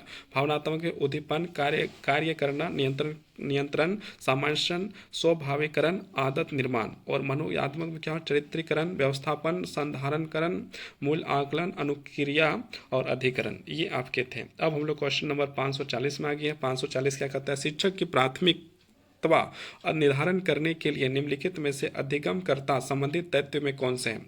ऑप्शन यहाँ पर आपको कोट में आंसर करना है। तो ए में आपको देखिए क्या लिखा है, अधिगमकर्ताओं की कार्य संगत क्षमताएं, बी शिक्षक के विषय की वस्तु परंपरागत, सी शिक्षण पद्धतियों का विकल्प, डी कक्षा की संरचना, ए विद्यार्थियों की तत्परता। तो इसका आपको जो है कोट में आंसर करना है। तो कोट में देखते हैं, ए नंबर में है आपका बी और सी, बी में है आपका ए और ई, सी में आपका डी और ई, डी में है आपका बी और ई। तो इसका आंसर हो जाएगा ऑप्शन नंबर बी, ए और बी आपका जो है कि आपका सही हो जाएगा। इसकी व्याख्या को हम लोग यहाँ पर देखते हैं। व्याख्या में क्या लिखा है, एक अधिगमकर्ता किसी भी शिक्षण अधिगम कार्यक्रम में एक मुख्य व्यक्ति है। यहाँ कुछ निम्न कारक हैं, शारीरिक स्वास्थ्य, लिखने पढ़ने इत्यादि, मानसिक स्वास्थ्य, समझ, इच्छा शक्ति, मूल क्षमता। ये हो गया। आप और आगे देखते हैं नेक्स्ट क्वेश्चन 541 नंबर। 541 नंबर में क्या लिखा है, क्षेत्र आधारित अधिगमकर्ताओं के लक्षण विशेषताएं क्या हैं। वह एक में दिया है पाठ्यक्रम की निजीकरण लाता है, दो में लिखा है शिक्षक में भौतिक संपर्क ही रखता है, तीन में दिया है आपका शिक्षक में निर्देशन और प्रदर्शन की अपेक्षा रखता है, चार में सहयोग को उचित व्यक्त करता है, और पाँच में आपको अकेले कार्य करने को वरीयता देता है। तो इसमें आपका जो है कि यहाँ पर कोट में आंसर करना है। एक नंबर ए में लिखा है 1 2 3 सही हो जाएगा, बी में आपका 2 3 और 4 सही हो जाएगा, सी में आपका बोला है 1 2 1 3 और 4 सही हो जाएगा, और डी में आपका बोला है 3 और 4 और 5 सही हो जाएगा। तो इसका आंसर हो जाएगा ऑप्शन नंबर सी, 1 3 और 4 आपका जो है सही हो जाएगा। अब हम लोग जो है कि इसकी व्याख्या को देखते हैं, और व्याख्या को देखते हैं। क्षेत्र आधारित अधिगम के लक्षण विशेषताएं, वे पाठ्यक्रम में निजीकरण लाता है, वे शिक्षक से निर्देशन एवं प्रदर्शन की अपेक्षा रखते हैं, और वे प्रतिस्पर्धा करने की बजाय सहयोग में रुचि व्यक्त करते हैं। अब हम लोग 542 नंबर का क्वेश्चन जो आपका जो है कि कथन अभिकथन पर आधारित है, तो हम लोग यहाँ पर देखते हैं कथन मतलब सबसे पहले जो अभिकथन देखते हैं। शिक्षण अधिगम प्रणाली को प्रभावी होने के लिए वह सावधानी पूर्वक योजनाबद्ध, पर्याप्त रूप से कार्यान्वित और समुचित रूप से मूल्यांकित होनी चाहिए। आर आपका बोलता है शिक्षण अधिगम प्रणाली की प्रभाव उत्पादकता शिक्षा के सभी स्तरों के लिए पूर्व अपेक्षित है। अब हम लोग यहाँ पर जो है कि ऑप्शन दिए हुए हैं, तो ऑप्शन ए में आपका क्या लिखा है, ए और आर दोनों सही है, आर ए की सही व्याख्या करता है। बी में आपका लिखा है ए और आर दोनों सही है परंतु आर ए की सही व्याख्या नहीं करता है। और आपका जो है सी ऑप्शन में है ए सही है परंतु ए सही नहीं है, ये तो अलग चीज़ लिख दिया। यहाँ पर आपका है, ये इंग्लिश में देखिए, यहाँ पर लिखा है A is true but R is false, मतलब ए सही है परंतु आर सही नहीं है। और डी में आपका है ए सही नहीं है परंतु आर सही है। तो इसका आंसर आपका हो जाएगा ऑप्शन नंबर ए, आपका जो है कि इसका सही आंसर हो जाएगा। अब हम लोग इसकी व्याख्या को देखते हैं। व्याख्या में क्या लिखा है, अभिकथन और कारण दोनों सही है। शिक्षण अधिगम प्रणाली एक प्रक्रिया है और इसे प्रभावी बनाने के लिए कुल मूल्य सोपानों, योजना, कार्यान्वयन, मूल्यांकन एवं पूर्ण निरीक्षण का होना आवश्यक है, और यह सभी मूल्य सोपान शिक्षा के सभी स्तरों का आधार है। अब हम लोग क्वेश्चन नंबर 543 में आ चुके हैं। 543 में आपका क्या लिखा है, 543 में लिखा है आपका अधिगम के ज्ञान के अनुक्रम में किस प्रकार का अधिगम नियम अधिगम के तुरंत बाद आता है। ए नंबर समस्या समाधान अधिगम, बी संप्रदेय अधिगम, सी विवेदन अधिगम, डी श्रृंखला अधिगम। तो इसका आंसर हो जाएगा ऑप्शन नंबर बी, आपका जो है सही हो जाएगा संप्रदेय अधिगम। अब हम लोग नेक्स्ट क्वेश्चन की ओर बढ़ेंगे, उससे पहले इसकी व्याख्या को देखते हैं। गने के अधिगम के ज्ञान अनुक्रम में 8 प्रकार के अधिगम हैं जो निम्न है: संकेत अधिगम, SR अधिगम, श्रृंखला अधिगम, मौखिक सहयोग अधिगम, विभेदीकरण अधिगम, संप्रत्यय अधिगम, नियम अधिगम, समस्या निदान अधिगम। अब हम लोग क्वेश्चन नंबर 544 में आ चुके हैं। अधिगम परिणामों की इष्टतम बनाने के लिए निम्नलिखित में से कौन से कारकों को वैश्विक संदर्भ में शोध साक्ष्यों की दृष्टि से सर्वाधिक प्रभावी माना गया है? ऑप्शन ए गृह संबंधित कारक, विद्यालय संबंधी कारक, शिक्षक संबंधी कारक, और डी में लिखा अनुपूरक प्रौद्योगिक उपकरणों संबंधित कारक। तो इसका आंसर हो जाएगा ऑप्शन नंबर सी आपका जो है सही हो जाएगा। अब हम लोग जो है कि आगे बढ़ते हैं। तो यहाँ पर सी में क्या, अधिगम परिणामों को इष्टतम बनाने के लिए शिक्षक संबंधित कारकों को वैश्विक संदर्भ में शोध साक्ष्यों की दृष्टि से सर्वाधिक प्रभावी माना गया है। अब हम लोग 545 की ओर बढ़ते हैं। 545 में क्या है, मास्लो के अधिगम में निम्नलिखित में कौन से आवश्यकता बल उच्च स्तरीय अधिगम से संबंधित है? 1 नंबर शरीर क्रियात्मक आवश्यकताएं, 2 सुरक्षा की आवश्यकताएं, 3 सामाजिक आवश्यकताएं। अब हम लोग जो है कि इसका जो है चौथा में क्या लिखा है, आत्मसम्मान की आवश्यकता है। 5वां है आपका आत्मसिद्धि की आवश्यकता है। कोर्ट में आंसर करना है तो यहाँ पर देखना है क्या सही हो जाएगा। तो यहाँ पर ऑप्शन नंबर ए में लिखा है 1 और 2, बी में लिखा है 2 और 3, सी में लिखा है 3 और 4, और डी में लिखा है आपका 4 और 5। तो इसका आंसर हो जाएगा आपका ऑप्शन नंबर डी, 4 और 5 ये आपका सही है। अब इसकी हम लोग व्याख्या को देखते हैं। मास्लो के अधिगम की आवश्यकता बल निम्न स्तर से उच्च स्तर तक, दैनिक आवश्यकता भोजन और कपड़ा, सुरक्षा आवश्यकता जॉब और सुरक्षा, बाध्यता एवं स्नेह की आवश्यकता मतलब दोस्ती, सम्मान की आवश्यकता, आत्मसिद्धि की आवश्यकता। अब हम लोग क्वेश्चन नंबर 546 की ओर बढ़ गए। 546 में क्या लिखता है, 546 में लिखा है आपका 546 नंबर का क्वेश्चन को हम लोग देखते हैं। तो आपका यहाँ पर जो है लिखा है, या मत शिक्षण अधिगम की स्थितियाँ साफल्य पर लाई जा सकती है जिसका विस्तार स्मृति स्तर से विस्मक स्तर तक होता है। किसके द्वारा प्रतिपादित है? A number Kurt Lewin, B number Stephen M Corey, C number आपका मोरिस एंड बेही, और डी में आपका लिखा है आपका B.F. स्किनर। तो इसका आंसर आपका हो जाएगा option number C. Option number C आपका जो है कि आपका सही हो जाएगा। अब हम लोग इसकी व्याख्या को देखते हैं। व्याख्या में क्या है, शिक्षण अधिगम स्थितियाँ सातत्य पर लाई जा सकती है जिसका विस्तार स्मृति स्तर के विस्मरक स्तर तक होता है। यह कथन मोरिस एल बेकी का है। अब हम लोग क्वेश्चन नंबर 547 में आ चुके हैं। 547 में क्या लिखा है, निम्नलिखित प्रकार के अधिगम के लिए सही पदानुक्रम क्या होगा? यहाँ पर ए में आपका लिखा है विभेदीकरण अधिगम, बी संकेत अधिगम, सी अवधारणा अधिगम, डी समस्या निदान अधिगम, और ई नियम अधिगम। तो इसका जो है आपको आंसर करना है। आपको 4 ऑप्शन दिए गए हैं, 4 ऑप्शन में से आपका एक सही हो जाएगा। तो ऑप्शन ए में आपका लिखा है, ए में आपका लिखा है बी, ए, सी और ए और डी। इसके बाद जो है आपका जो है कि ऑप्शन बी में आपका लिखा है ए, बी, ई और डी, और सी में लिखा है आपका डी, सी और ए, और डी में आपका लिखा है सी, डी और ई। तो इसमें जो है ये 4 आपका कूट में है, और इसका जो है आपका जो है आंसर करना है। तो इसका आंसर आपको जो है कि देखना है कि सही आंसर आपको करने की आवश्यकता है। तो यहाँ पर इसका आंसर आपका हो जाएगा, सही आंसर आपका हो जाएगा ऑप्शन नंबर ए आपका जो है आपका सही है। तो यहाँ पर देखते हैं इसकी व्याख्या। गहने के अनुसार अधिगम के पदानुक्रम है संकेत अधिगम, 2 SR अधिगम, उसके बाद 3 में श्रृंखला अधिगम, मौखिक सहयोग अधिगम, विभेदीकरण अधिगम, अवधारणा अधिगम, नियम अधिगम, और 8 समस्या समाधान अधिगम। अब हम लोग 548 में आ चुके हैं। गहने के अधिगम अनुक्रम में कौन से अधिगम प्रकार संप्रत्यय अधिगम के तुरंत पहले आता है? ऑप्शन नंबर ए आपका दिया है संकेत अधिगम, बी आपका उद्दीपक अनुक्रिया अधिगम, सी में आपका श्रृंखला अधिगम, और डी में आपका विभेदीकरण अधिगम। इसका आंसर हो जाएगा ऑप्शन नंबर डी आपका जो है क्या हो जाएगा, सही आंसर डी हो जाएगा।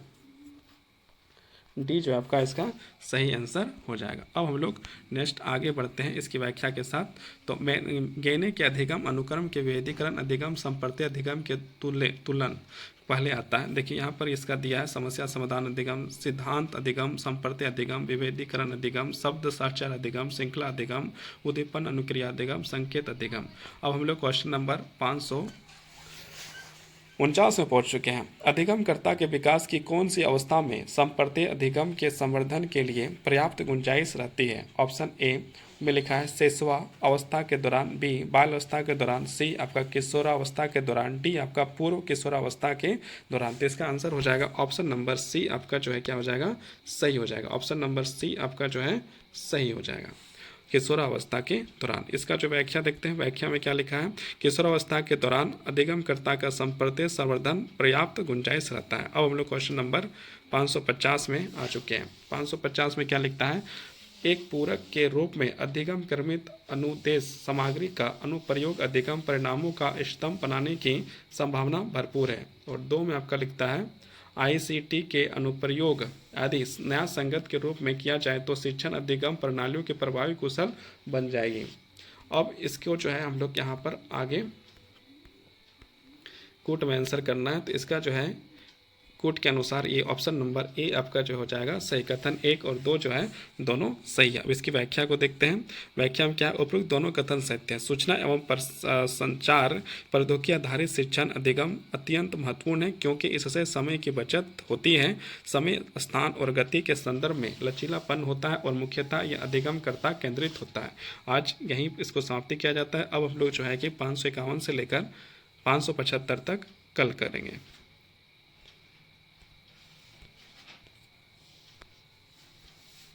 लोग 551 से क्वेश्चन करेंगे previous year question paper UGC net. UGC net का जो है ये प्रीवियस ईयर क्वेश्चन पेपर है, आप लोगों का जो है परीक्षा के लिए बहुत ही उपयोगी हो सकता है। बस उपयोग करना जानना चाहिए, तो बहुत सारा उपयोगी हो सकता है। ये देखिए जो फर्स्ट ही क्वेश्चन देखिएगा तो ये आपका क्वेश्चन पूछा गया कब, 2020 में जून में पूछा गया। जून 2020 में ये सवाल पूछा गया। नेक्स्ट क्वेश्चन को देखिएगा तो उसको भी जो है कि इसी तरह पूछा गया। तो ये आपका प्रीवियस ईयर क्वेश्चन पेपर 1 का है। तो आप इसका देख कर आप अंदाज़ा लगा सकते हैं कि किस तरह का सवाल जो है कि यूजीसी नेट में पूछा जाता है। तो आप यदि चाहें तो इस वीडियो को जो है संपूर्ण देख सकते हैं। इसके जो कई पार्ट्स जो है कि पहले से ही अपलोड है, तो आप चाहें तो उन सारे वीडियो को भी आप देख सकते हैं। डिपेंड आप पर करता है कि आप देखना चाहते हैं या नहीं देखना चाहते हैं, ये आप पर है। और आप लोग जो है इस वीडियो को जो है लाइक, सब्सक्राइब, शेयर जो भी करना है कर सकते हैं। नहीं करने का मन है तो नहीं कर सकते हैं, है ना। इसे भी जो है कि करिए का फ़ायदा है। सब्सक्राइब अपना काम निकलना चाहिए सबसे पहले। परीक्षा जैसे भी हो जाए, लाइक, सब्सक्राइब और शेयर करने के चक्कर में कहीं वीडियो देखना भूल ना जाए। इसलिए लाइक भी नहीं करने की ज़रूरत है, ना सब्सक्राइब करने की ज़रूरत है, और ना ही जो है आपको जो है कुछ और करने की ज़रूरत है। बस वीडियो देखना है और आप इसको जो किस प्रकार से सवाल पूछा जाता है उस चीज़ को जो है आपको देखने की आवश्यकता है, समझने की आवश्यकता है। और आपका जो है यूजीसी नेट का जो परीक्षाएं जो है बहुत समीप है। किसी किसी का तो एडमिट कार्ड भी आ गया है, मतलब इतना समीप है। और ये चीज़ है तो बहुत सारा जो वीडियो जो है आपका लगभग 550 क्वेश्चन पहले भी कर चुके हैं, उसको भी आप देख सकते हैं। अब धीरे धीरे जो है कि बहुत सारा वीडियो को कराया जाएगा और बहुत सारा वीडियो को जो है लाया जाएगा। लेकिन फ़िलहाल अभी जितना हो पा रहा है समय बचने के बाद, उसमें से आपको जो है कि किया जा रहा है। 3-4 दिन से जो है वीडियो अपलोड ना करने का रीज़न भी यही था। तो आप जो है कि ज़्यादा समय ना लेते हुए आप लोग जो है कि इस वीडियो को ध्यानपूर्वक देखें, एक बार सुने पूरी तरह से, और फिर जो है कि 2x में नहीं होता है तो पहला ही वीडियो जब पहली बार सुनिएगा तो 2x में ही सुनिए, पूरा देखिए, फास्ट देखिए। या तो फिर जो है एक बार जो है आप नॉर्मल देखिए और दूसरा बार में जो आप 2x में देखिए, 2 बार कम से कम देखिए। और इसे देखने का जो है कि आपका लाभ जो है किस तरह परीक्षा देना चाहिए, किस तरह उपयोगी हो सकता है, ये जो परीक्षा के समय ही पता चलेगा। तो हम लोग पहला क्वेश्चन शुरुआत करते हैं 551। उन शिक्षण युक्तियों की पहचान कीजिए जो अधिगमकर्ता केंद्रित होता है। ये कोट में आंसर होगा इसका। 1 नंबर में आपका दिया है सहकारी अधिगम, 2 में दिया है टीम शिक्षण, 3 में दिया है प्रयोगशाला आधारित प्रोजेक्ट्स, 4 में है आपका युग्मित प्लेयर सहभागी चर्चा, और 5 में आपका है पावर पॉइंट प्रस्तुतिकरण के साथ व्याख्याकरण। तो ये आपके जो है कि कितने थे, ये आपके जो है कुछ आपका जो है कि दिया गया है, इसको कूट में आंसर करना है। तो यहाँ पर आपका जो है कि कूट दिया हुआ है, तो इसमें से आप कूट को देखना पड़ेगा कि कौन सा कूट आपका जो है सही है। तो यहाँ पर हम लोग देखते हैं एक नंबर में क्या क्या जो है लिखा हुआ है। सबसे पहले यहाँ पर देखिए ए नंबर में आपको क्या लिखा है, 1, 2 और 3 जो है आपका सही होगा। उसके बाद आपका जो है कि 2 नंबर में देखिए, 2 नंबर में क्या बोलता है, मतलब बी ऑप्शन में आपका दिया है 2, 3 और 4 आपका सही हो सकता है। सी में आपका कह रहा है 1, 3 और 4 सही हो सकता है। डी में कह रहा है 3, 4 और 5 सही हो सकता है। तो ये आपका जो है ऑप्शन नंबर सी आपका सही होगा, मतलब 1, 3 और 4 आपका क्या है, आपका सही है। मतलब अब हम लोग व्याख्या देखते हैं। अधिगमकर्ता केंद्रित शिक्षण युक्तियों में अधिगमकर्ता की सक्रिय भूमिका अनिवार्य है। जो अधिगम करता है उसका जो सक्रिय होना बहुत जरूरी है। मतलब किसी चीज़ को जब हम लोग अध्ययन करते हैं तो उसमें सक्रिय रूप से हम लोग को जो उसमें ध्यान देना बहुत आवश्यक होता है। जब हम लोग सक्रिय रूप से अपने आप को जो है सक्रिय बना कर रखते हैं तो उसमें हम लोग अध्ययन के समय हम लोग को जो है लाभ जो है मिलता है। तब हम लोग समझ सकते हैं। यदि हम लोग का दिमाग जो है अलग अलग तरीके से अलग अलग जगह चले तो आपका जो है सक्रिय रूप से तो है, लेकिन दूसरे जगह भी दिमाग यदि चलेगा तो प्रॉब्लम हो सकता है। इसलिए सक्रिय होना है और केंद्रित भी होना बहुत ज़रूरी है। इन युक्तियों में अधिगमकर्ता अपने ज्ञान, पूर्व अनुभव और विचारों का प्रयोग करता है। हम लोग हर समय जो है अपना ज्ञान का प्रयोग करवे करते हैं, हम लोग जो है पूर्व अनुभव का भी प्रयोग करते हैं। तो हर समय सक्रिय रूप से अपने ज्ञान, अनुभव सब का प्रयोग कीजिए। शिक्षण एक पद प्रदर्शक की भूमिका निभाता है। शिक्षण जो होता है आपका क्या है, वो जो है आपका मार्गदर्शन करने का कार्य जो है करता है। सहकारी अधिगम, प्रयोगशाला आधारित प्रोजेक्ट और युग्मित प्लेयर, सहभागी चर्चा, अधिगमकर्ता केंद्रित शिक्षण युक्तियाँ हैं। ये चीज़ आपका जो है यहाँ पर व्याख्या के रूप में बताया गया है। अब हम लोग क्वेश्चन नंबर 552 देखते हैं। अंतर क्रियात्मक परिच्छेद में अंतर्भूत अभिप्रेरणा के साथ अधिगम प्रक्रिया के दौरान शिक्षार्थियों की सक्रिय भागीदारी के लिए कौन सा अधिगम सिद्धांत सहायक है। ए नंबर वाटसन का SR सिद्धांत, बी नंबर स्किनर का प्रबलन सिद्धांत और सी नंबर आपका जो है वायस्की का रचनावादी सिद्धांत और डी में आपका कहा गया है कोहलर का अंतर्दृष्टि सिद्धांत। तो इसका आंसर आपका हो जाएगा ऑप्शन नंबर सी जो है आपका सही हो जाएगा। सी जो है आपका यहाँ पर जो है आंसर आपका सही हो जाएगा, मतलब वायोस्की का जो है रचनावादी सिद्धांत आपका जो है क्या हो जाएगा, सही हो जाएगा। और ये क्वेश्चन देखिए, ये क्वेश्चन जो है 2020 सितंबर फर्स्ट शिफ्ट में UGC नेट में पूछा गया। तो ये भी आपको जो है समझने और जानने की जरूरी है। अब हम लोग यहाँ देखते हैं इसकी व्याख्या को देखते हैं। अंतर क्रियात्मक परिपेक्ष में अंतर्भूत अभिप्रेरणा के साथ अधिगम प्रक्रिया के दौरान विद्यार्थियों की सक्रिय भागीदारी के लिए वायोस्की का रचनावादी सिद्धांत सहायक है, क्योंकि वायोस्की के अनुसार अधिगमकर्ता को अधिगम प्रक्रिया में संलग्न होना चाहिए तथा शिक्षक को विद्यार्थी की अधिगम में सहायता करनी चाहिए। अब हम लोग क्वेश्चन नंबर 553 में आ चुके हैं। क्या लिखा है, कोई शिक्षक अपनी कक्षा में वांछित अधिगम परिणाम सुनिश्चित करने के लिए प्रश्न उत्तर सत्र का प्रयोग करता है। मतलब क्या है, प्रश्न उत्तर मतलब आंसर क्वेश्चन पूछने का काम करता है। इस प्रक्रिया में वह किसी विद्यार्थी द्वारा दिए गए कुछ उत्तरों के लिए निम्नलिखित प्रकार की टिप्पणी करता है। हाँ, आप सही हैं, उत्तम। इनमें से निम्नलिखित में से किसका उदाहरण माना जाएगा। यहाँ पर आपका जो है 4 ऑप्शन दिया गया है, सकारात्मक फीडबैक, नकारात्मक फीडबैक, संपूर्ण पुष्टिपरक फीडबैक या सुधारात्मक फीडबैक। तो इसका आंसर हो जाएगा आपका पॉजिटिव फीडबैक, मतलब सकारात्मक फीडबैक जो है कहलाएगा। ये क्वेश्चन आपका 2020 में पूछा गया है। अब देखिए इसकी व्याख्या क्या गया है। प्रतिपुष्टि एक प्रकार की प्रतिक्रिया है जो किसी कार्य के प्रकृति को बताती है। वह प्रतिपुष्टि के आधार पर दिए गए उत्तर के प्रति अपना व्यवहार प्रदर्शित करता है। ये व्यवहार सकारात्मक एवं नकारात्मक हो सकते हैं। यदि एक शिक्षक अपनी वांछित अधिगम परिणाम सुनिश्चित करने के लिए प्रश्न उत्तर प्रक्रिया अपनाता है और इस प्रक्रिया में वह विद्यार्थी द्वारा दिए गए कुछ उत्तरों के लिए हाँ आप सही उत्तम की टिप्पणी करता है, तो यह सकारात्मक प्रतिपुष्टि होगी जो विद्यार्थी को क्या करेगा, प्रोत्साहित करेगा। जब हम विद्यार्थी से अच्छा बात करते हैं, अच्छे अच्छे बातों को बताते हैं, तो वो जो है इसे प्रोत्साहित हो जाता है। अब हम लोग क्वेश्चन नंबर 554 की ओर बढ़ते हैं। क्या लिखा है, शिक्षण अधिगम उद्देश्यों के संज्ञात्मक क्षेत्र में निम्नलिखित में से किसे अधिगम परिणामों के उच्च स्तर प्रकार के रूप में वर्गीकृत किया जाएगा। ऑप्शन ए, मतलब ये आपको कूट में लिखना है, कूट में बताना है। ज्ञान और अबोध, बी में आपका है अवधारणात्मक तत्वों का विश्लेषण, सी में आपका लिखा गया अर्जित ज्ञान और कौशलों का अनुप्रयोग, डी में आपका लिखा गया संश्लेषण जिसमें विचारों का सृजनात्मक व्यवस्था निहित हो, और ई में लिखा है मूल्यांकन, मूल्यांकन जिसमें आंतरिक एवं बाह्य मानकों के अनुप्रयोग द्वारा निर्णय लिया गया हो। अब यहाँ पर जो है कूट में आपको आंसर करना है, तो आपका जो है यहाँ पर ऑप्शन नंबर ए में लिखा है ए, बी एंड सी, मतलब आपका ए, बी और सी सही हो सकता है। बी ऑप्शन में बताया गया बी, सी और डी सही हो सकता है। सी ऑप्शन में बताया गया सी, डी और ई सही हो सकता है, और डी ऑप्शन में आपका बताया गया बी, डी और ई सही हो सकता है। तो इसका आंसर आपका हो जाएगा ऑप्शन नंबर डी सही हो जाएगा। ये भी आपका जो है 2020 में ही सवाल पूछा गया था, आज से 4 साल पहले। ये 25 चल रहा है और 20 में आपका पूछा गया था। अब हम लोग इसकी जो है व्याख्या को देखते हैं। संज्ञात्मक क्षेत्र ब्लूम के वर्गीकरण के क्षेत्र में से है। यह ज्ञान और कौशल पर आधारित क्षेत्र है। नीचे से शुरुआत करते हुए ऊपर आते हुए संज्ञात्मक क्षेत्र को 6 श्रेणियों में बांटा गया है। ज्ञान, बोध, उपयोग, विश्लेषण, संश्लेषण, मूल्यांकन। ये नियंत्रण प्रकार के रूप है और ये उच्चतर प्रकार के रूप है। ये सब जो है आपको यहाँ पर बताया गया ब्लूम टैक्सोनॉमी का।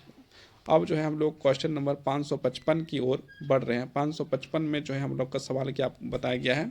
555 में आपका लिखा है शिक्षक एक अधिगमकर्ता की भूमिका के बारे में किस विचार संप्रदाय अधोलिखित सिद्धांत का प्रतिपादन किया है।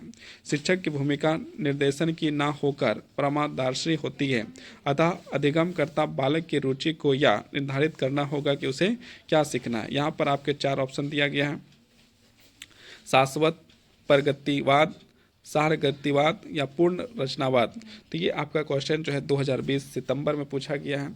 तो इसका यहाँ पर जो है कि आप अपने अनुसार आंसर कर सकते हैं, लेकिन यहाँ पर आपका बताया गया है NTA द्वारा या प्रश्न विलिखित, मतलब क्या है, ये जो है आपका आंसर नहीं आया। तो आप अपने विचार अधीन जो है ये सवाल आप का आंसर आप सोच सकते हैं, विचार कर सकते हैं। अब हम लोग क्वेश्चन नंबर 556 में आ चुके हैं। 556 में क्या बताया जा रहा है, शिक्षक की परोक्ष रणनीतियों के अंतर्गत शिक्षण अधिगम उपागम से संबंधित उन विशिष्टताओं की पहचान कीजिए जो सूची में प्रदत्त है।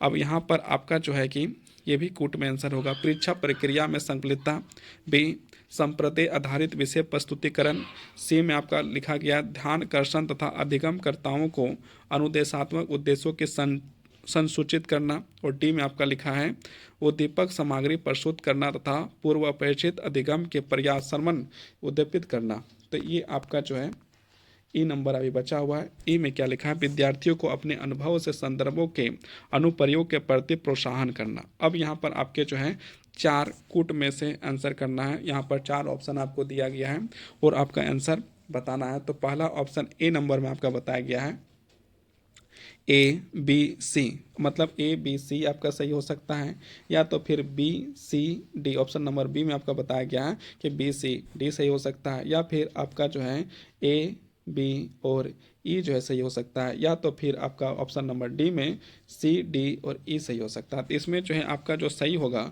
वो ऑप्शन नंबर आपका सी सही होगा, मतलब ए, बी और ई आपका क्या है, सही आंसर है। ये आपका सवाल जो है 2020 में पूछा गया।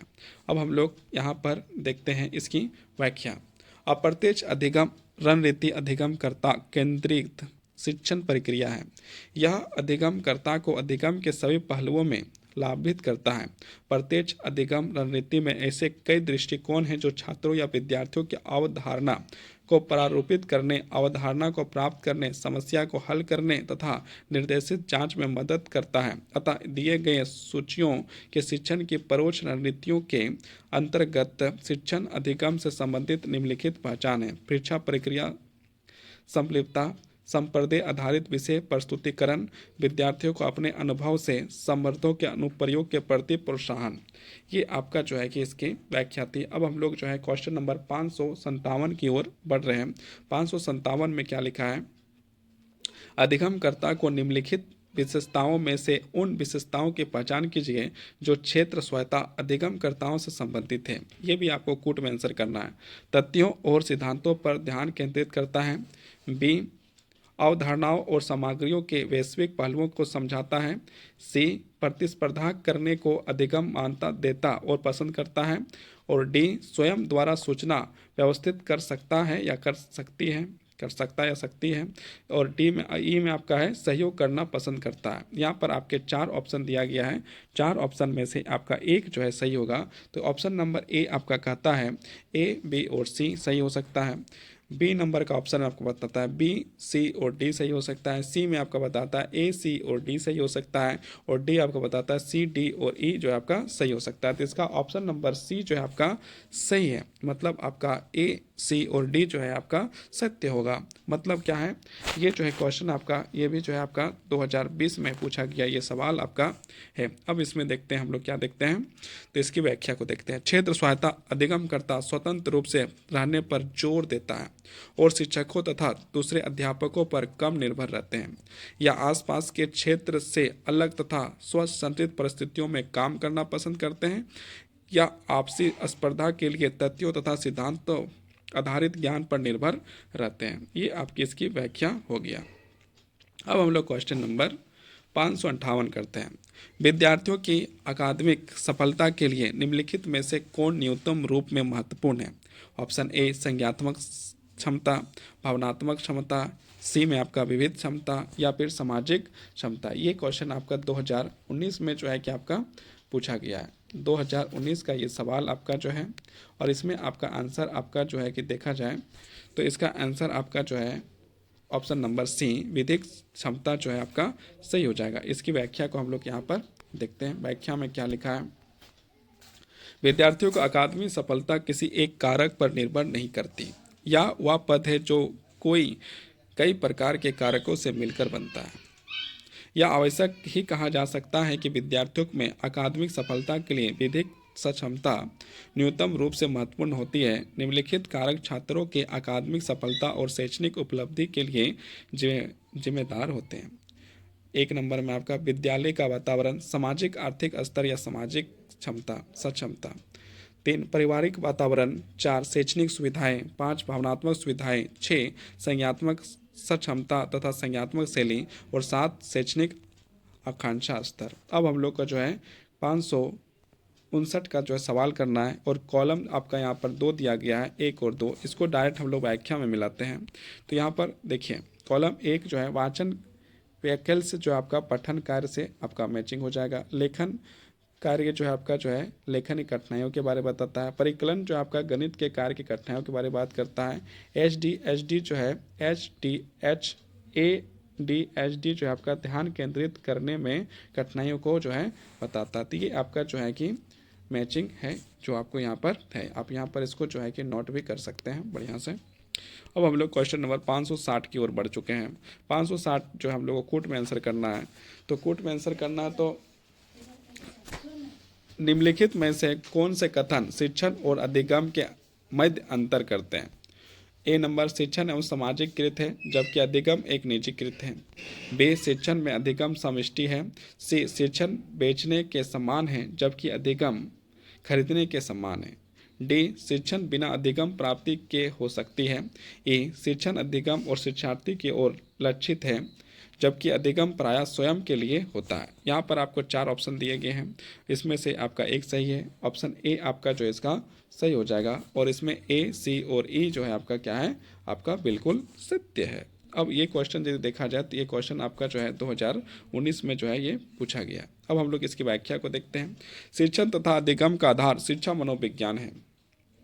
शिक्षण तथा अधिगम दोनों ही अपने अपने सिद्धांतों पर आधारित हैं।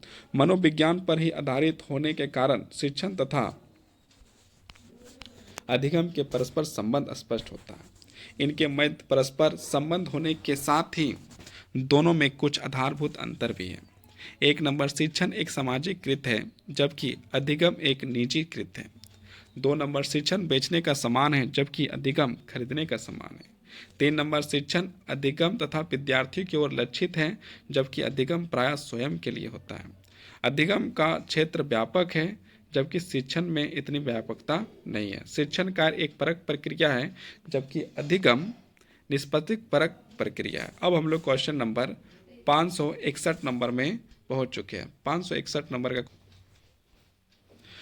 यहाँ पर हम लोग 561 नंबर क्वेश्चन जो है कि देख रहे हैं। 561 क्वेश्चन क्या कहता है, सीखने के लिए अधिगम को प्रोत्साहित करने हेतु निम्नलिखित में से कौन सबसे उपयुक्त होगा। एक नंबर मतलब ए ऑप्शन शिक्षा प्रौद्योगिकी उपकरण का प्रयोग, बी ऑप्शन अधिगम के अंतरण हेतु अवसर बढ़ाने हेतु शिक्षण आयोजित करना, सी विद्यार्थियों द्वारा दक्षता ग्रहण करने हेतु उन्हें कार्य सौंपना, और डी नियंत्रण परीक्षाएं आयोजित करना। ये क्वेश्चन आपका यदि देखिएगा तो यहाँ पर आपका साफ साफ दिखाई दे रहा है, ये 2019 का ये सवाल है और ये इसका आंसर आपका जो होगा बी हो जाएगा। अधिगम के अंतर हेतु अवसर बढ़ाने हेतु शिक्षण आयोजित करना, मतलब जितना अवसर बढ़ा सकते हैं विद्यार्थियों में उसको जो है कि करना है। अब इसकी व्याख्या को हम लोग देखते हैं। व्याख्या में क्या लिखा है, सीखने के लिए अधिगम को प्रोत्साहित करने हेतु अधिगम के अंतरण के लिए अवसर बढ़ाने हेतु शिक्षण आयोजित करना सबसे उपयुक्त माध्यम होता है। शिक्षण कार्य का आयोजन किए जाने से अधिगम की तीव्र गति से वृद्धि होती है। अब हम लोग क्वेश्चन नंबर 562 में आ जाते हैं।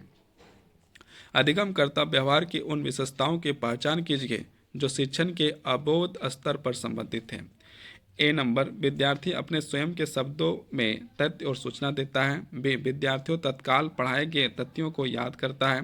सी विद्यार्थी अपनी बात को स्पष्ट करने के लिए स्वयं उदाहरण देता है। डी विद्यार्थी अनेक तरीकों से अर्थ की व्याख्या करता है। ए विद्यार्थी पढ़ाए गए पाठ को सही अनुक्रम में प्रस्तुत करता है। ये हम लोग का जो है कि हो गया सवाल, और इसके जो है कूट में आंसर करना है। तो यहाँ पर कूट 4 प्रकार के दिए हैं। तो ए नंबर में आपका बोलता है ए बी और सी सही होगा। बी ऑप्शन में आपका बी सी और डी है। सी में है बी डी और ई, और डी में है ए सी और डी। तो ये आपका ऑप्शन नंबर डी ही सही होगा। ए सी और डी आपका क्या है, ऑप्शन नंबर डी के अनुसार ये सब सही है। और ये क्वेश्चन जो है 2019 का पूछा हुआ सवाल है। अब इसकी हम लोग व्याख्या को देखते हैं। अधिगम कर्ता व्यवहार की निम्नलिखित ऐसी विशेषता है जो शिक्षण के अबोध स्तर से संबंधित होती है। विद्यार्थी अपने स्वयं के शब्दों में तथ्य और सूचना देता है। विद्यार्थी अपनी बात को स्पष्ट करने के लिए स्वयं उदाहरण देता है। विद्यार्थी अनेक तरीकों से अर्थ की व्याख्या करता है। बोध स्तर अबोध स्तर के प्रमुख प्रस्तावक हेनरी सी मोन्सरन है। इस स्तर पर तथ्यों को केवल याद रखना आवश्यक नहीं है, बल्कि उसे समझना भी अति आवश्यक है। इस स्तर पर सामान्यीकरण की क्षमता को विकसित किया जाता है। सामान्यीकरण करने का अर्थ होता है अवधारणा, सिद्धांत, परिभाषा आदि को समझना। उदाहरण के लिए न्यूटन के सिद्धांत, शिक्षण के सिद्धांत इत्यादि को समझना। अबोध स्तर का मूल्यांकन ऋणात्मक प्रश्न, लघु स्तरीय प्रश्न एवं वस्तुनिष्ठ प्रश्नों के माध्यम से किया जाता है। ये हम लोग का जो है कि क्वेश्चन नंबर आपका कितना हो गया, 562। अब हम लोग जो है 563 नंबर का सवाल को देखते हैं। नीचे दिए गए अधिगम परिणाम की सूची में से ऐसे परिणामों को चिन्हित कीजिए जो उच्च स्तरीय परिणाम कहे जाते हैं। यहाँ इसको कूट में आंसर करना है। तथ्यों और नियमों का अधिगम। बी विश्लेषण और संश्लेषण क्षमता प्रदर्शित करना। सी जागरूकता, अनुक्रिया और मूल्यांकन। डी अनुकूलन, कार्य साधन और सटीकता।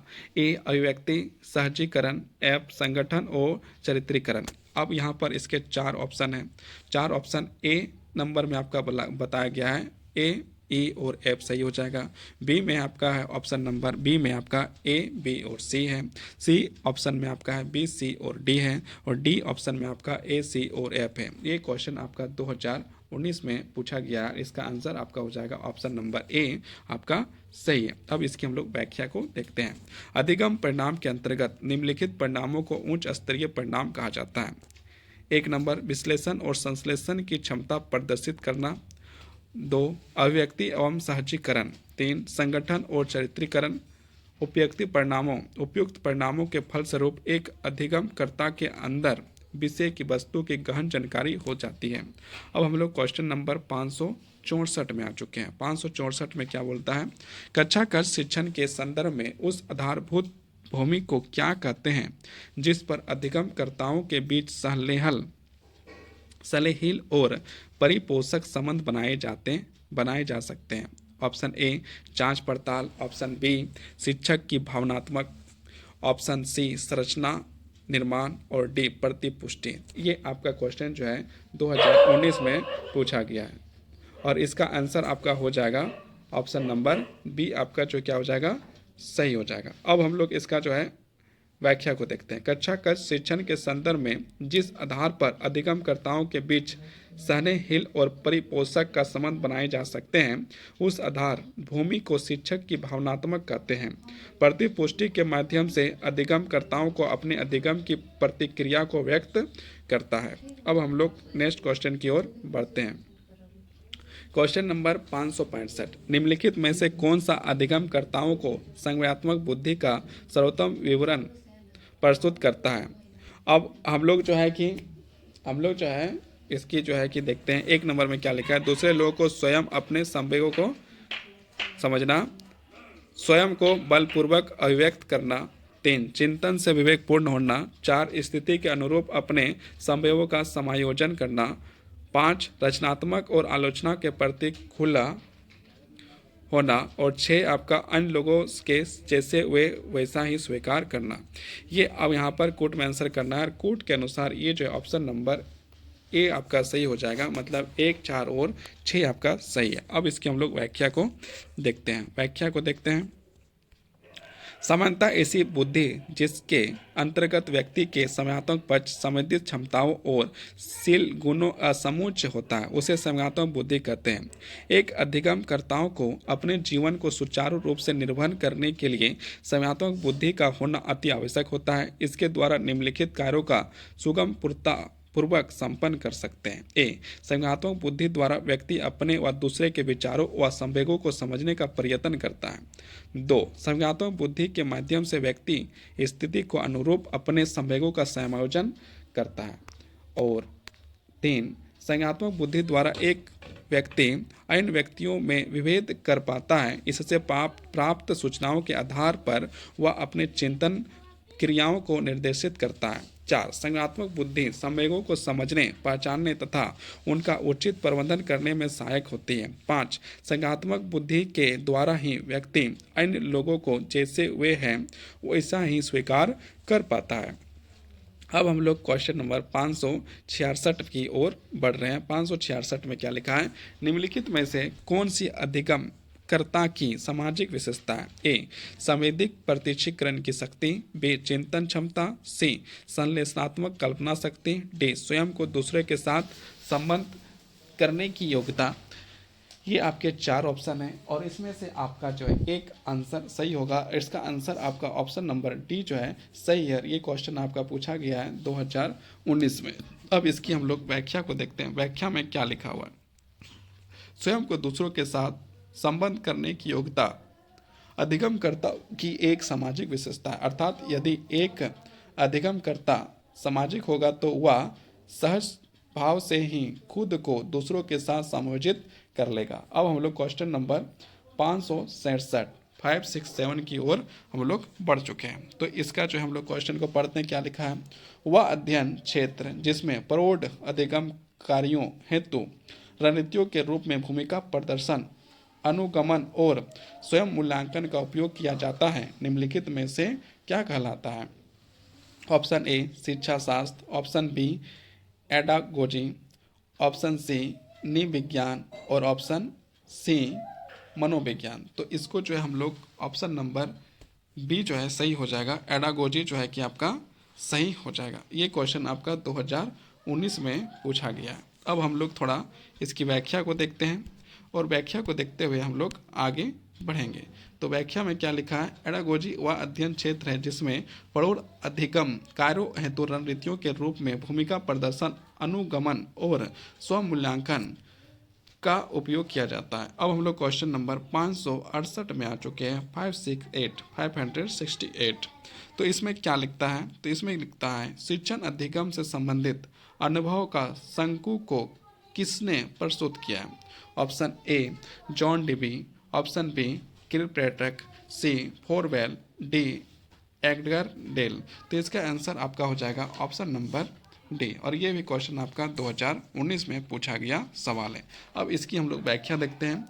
शिक्षण अधिगम से संबंधित अनुभव के शंकु सिद्धांत प्रसिद्ध शिक्षाविद एडगर डेल महोदय ने दिया है। इसके माध्यम से अधिगम में अधिगमतम इंद्रियों का प्रयोग करना समझाया गया है। अब हम लोग नेक्स्ट क्वेश्चन की ओर बढ़ते हैं। नेक्स्ट क्वेश्चन में क्या लिखा है, नीचे अधिगम की कुछ विशेषताओं सूचीबद्ध की गई है। इसमें से प्रभावी शिक्षण में सहायक तत्वों को पहचानिए। अब यहाँ पर पहचानना है, तो यहाँ पर 1 नंबर में आपका लिखा है अधिगम का अध्यापक के प्रति सम्मान। 2 नंबर में लिखा है अधिगमकर्ताओं की मानसिक योग्यता का स्तर। 3 अधिगमकर्ताओं का पूर्व अनुभव। 4 अधिगमकर्ताओं की अध्ययन में अभिरुचि का स्तर। 5 अधिगमकर्ताओं के अंत वैकल्पिक संबंध का स्तर। 6 अधिगमकर्ताओं का समाज के बारे में दृष्टिकोण। तो ये आपका जो है अब क्या है, इसमें कूट में आंसर करना है, और ये सवाल आपका भी सवाल जो है कि 2019 का पूछा हुआ सवाल है। तो इसका आंसर हम लोग क्या होगा यहाँ देखते हैं। तो इसका जो कूट में दिया गया है, तो इसके अनुसार ये जो है ऑप्शन नंबर डी आपका सही हो जाएगा। मतलब 1 2 3 6 जो है आपका ये क्या है, 2 3 4 और 6 जो था वो आपका सही चीज़ था। अब इसकी व्याख्या को देखते हैं। व्याख्या में क्या लिखा है, प्रभावी शिक्षण वह शिक्षण है जिसमें अधिगमकर्ताओं को सीखने के उच्चतम बिंदु पर होता है। प्रभावी शिक्षण में सहायक कुछ तत्व निम्नलिखित है। 1 नंबर अधिगमकर्ताओं की मानसिक योग्यता का स्तर। 2 अधिगमकर्ताओं का पूर्व अनुभव। 3 अधिगमकर्ताओं का अध्ययन में अभिरुचि का स्तर। 4 अधिगमकर्ताओं को समाज के बारे में दृष्टिकोण। और ये जो है हम लोग का क्वेश्चन नंबर का डी जो है कि आपका सही है। और हम लोग नेक्स्ट क्वेश्चन 570 में आ चुके हैं। नीचे दी गई सूची में से उन अनुदेशात्मक पक्षों की पहचान दीजिए जो कक्षा योजना की संरचना को अंश है। सूची के नीचे दिए गए विकल्पों में से अपना उत्तर चुनिए। अनुदेशात्मक क्रियाकलाप की सूची। 1 नंबर में आपका दिखा है विद्यार्थियों के ध्यान प्राप्त करना। 2 विद्यार्थियों के पूर्णकालिका ज्ञान। 3 अधिगमकर्ताओं को उद्देश्यों के बारे में सूचित करना। 4 अधिगम की पूर्ण अपेक्षा के रूप में सूचित करना। 5 ग्रंथालय में पठन सामग्री की उपलब्धता की जांच करना। और 6 वंचित उत्तर प्राप्त करना। यहाँ पर आपके इसके 4 जो ऑप्शन दिए हैं जो कूट में है, तो हम लोग यहाँ पर देखते हैं। ए नंबर का ऑप्शन में आपका दिया है 1 2 3 और 4। ऑप्शन बी में आपका कहा गया है 1 3 4 और 6। ऑप्शन सी में आपका कहा गया है 2 3 5 और 6। डी में कहा गया है 2 3 4 और 5। तो इसका आंसर हम लोग देखेंगे, तो इसका आंसर जो है कि क्या हो जाएगा, ऑप्शन नंबर बी सही हो जाएगा। और ये क्वेश्चन आपका 2019 में सवाल पूछा गया था। अब इसकी हम लोग व्याख्या को देखते हैं। व्याख्या में क्या है, कक्षा योजना की संरचना के रूप में निम्नलिखित अनुदेशात्मक क्रियाकलापों को सम्मिलित किया जाता है। 1 नंबर विद्यार्थियों का ध्यान प्राप्त करना। 2 अधिगमकर्ताओं के उद्देश्यों के बारे में सूचित करना। 3 अधिगम की पूर्व प्रेक्षितता के रूप में सूचित करना। 4 वांछित उत्तर प्राप्त करना। अब हम लोग क्वेश्चन नंबर 571 में आ चुके हैं। 571 क्या बोलता है, अब यहाँ पर हम लोग पढ़ते हैं। तो क्वेश्चन नंबर 571 को देखते हैं। 571 में लिखा है बोलते हुए सोचने की पद्धति। बोलते हुए सोचने की पद्धति 4 ऑप्शन आपके दिया गया है, 4 में से 1 सही है। पदार्थ के गौण स्रोत का भाग, अधिगमकर्ता की रणनीति और निष्पादन की जांच के लिए प्रयुक्त तकनीकी। सी प्राथमिक स्रोत उपलब्ध कराकर अधिगमकर्ता की अभिरक्षता परीक्षण की रणनीति। 4 डी वैज्ञानिक शोध की आवश्यक विधि। इसका आंसर आपका हो जाएगा ऑप्शन नंबर बी आपका जो है सही हो जाएगा। और ये क्वेश्चन आपका जो है 2019 का ही है। तो अब हम लोग इसकी व्याख्या को देखते हैं। व्यक्ति बोलते हुए सोचता है तो वह देखता है कि आगे उसे क्या बोलना है, किस प्रकार बोलना है, की रणनीति पर विचार करता है। इस प्रकार यह कहा जा सकता है अधिगमकर्ता की रणनीति और निष्पादन के लिए प्रयुक्त तकनीकी है। अब हम लोग क्वेश्चन नंबर 572 जो आपको जो है मैचिंग है, और मैचिंग हम लोग सीधे जो है कि क्या करेंगे, व्याख्या में मिला देंगे। व्याख्या में देखते हैं तो यहाँ पर 2 मैचिंग है। आपका जो है स्मृति स्तर जो है सूचना स्मरण से मिल जाएगा। अबोध स्तर आपका दी गई संकल्पों के उदाहरणों के पहचान से मैच हो जाएगा। विश्लेषण स्तर आपका सूचना का कई भागों से पृथक्करण के साथ मिल जाएगा। और सृजन स्तर आपका नए नए विचार उत्पन्न करना जो है आपका सही हो जाएगा। अब हम लोग क्वेश्चन नंबर 573 की ओर बढ़ चुके हैं। निम्नलिखित में से कौन से प्रभावी अधिगम में योगदान देने वाला मुख्य व्यवहार है। यहाँ पर आपके 4 ऑप्शन दिया गया है, तो 4 ऑप्शन को देखते हैं। पहला ऑप्शन नंबर 1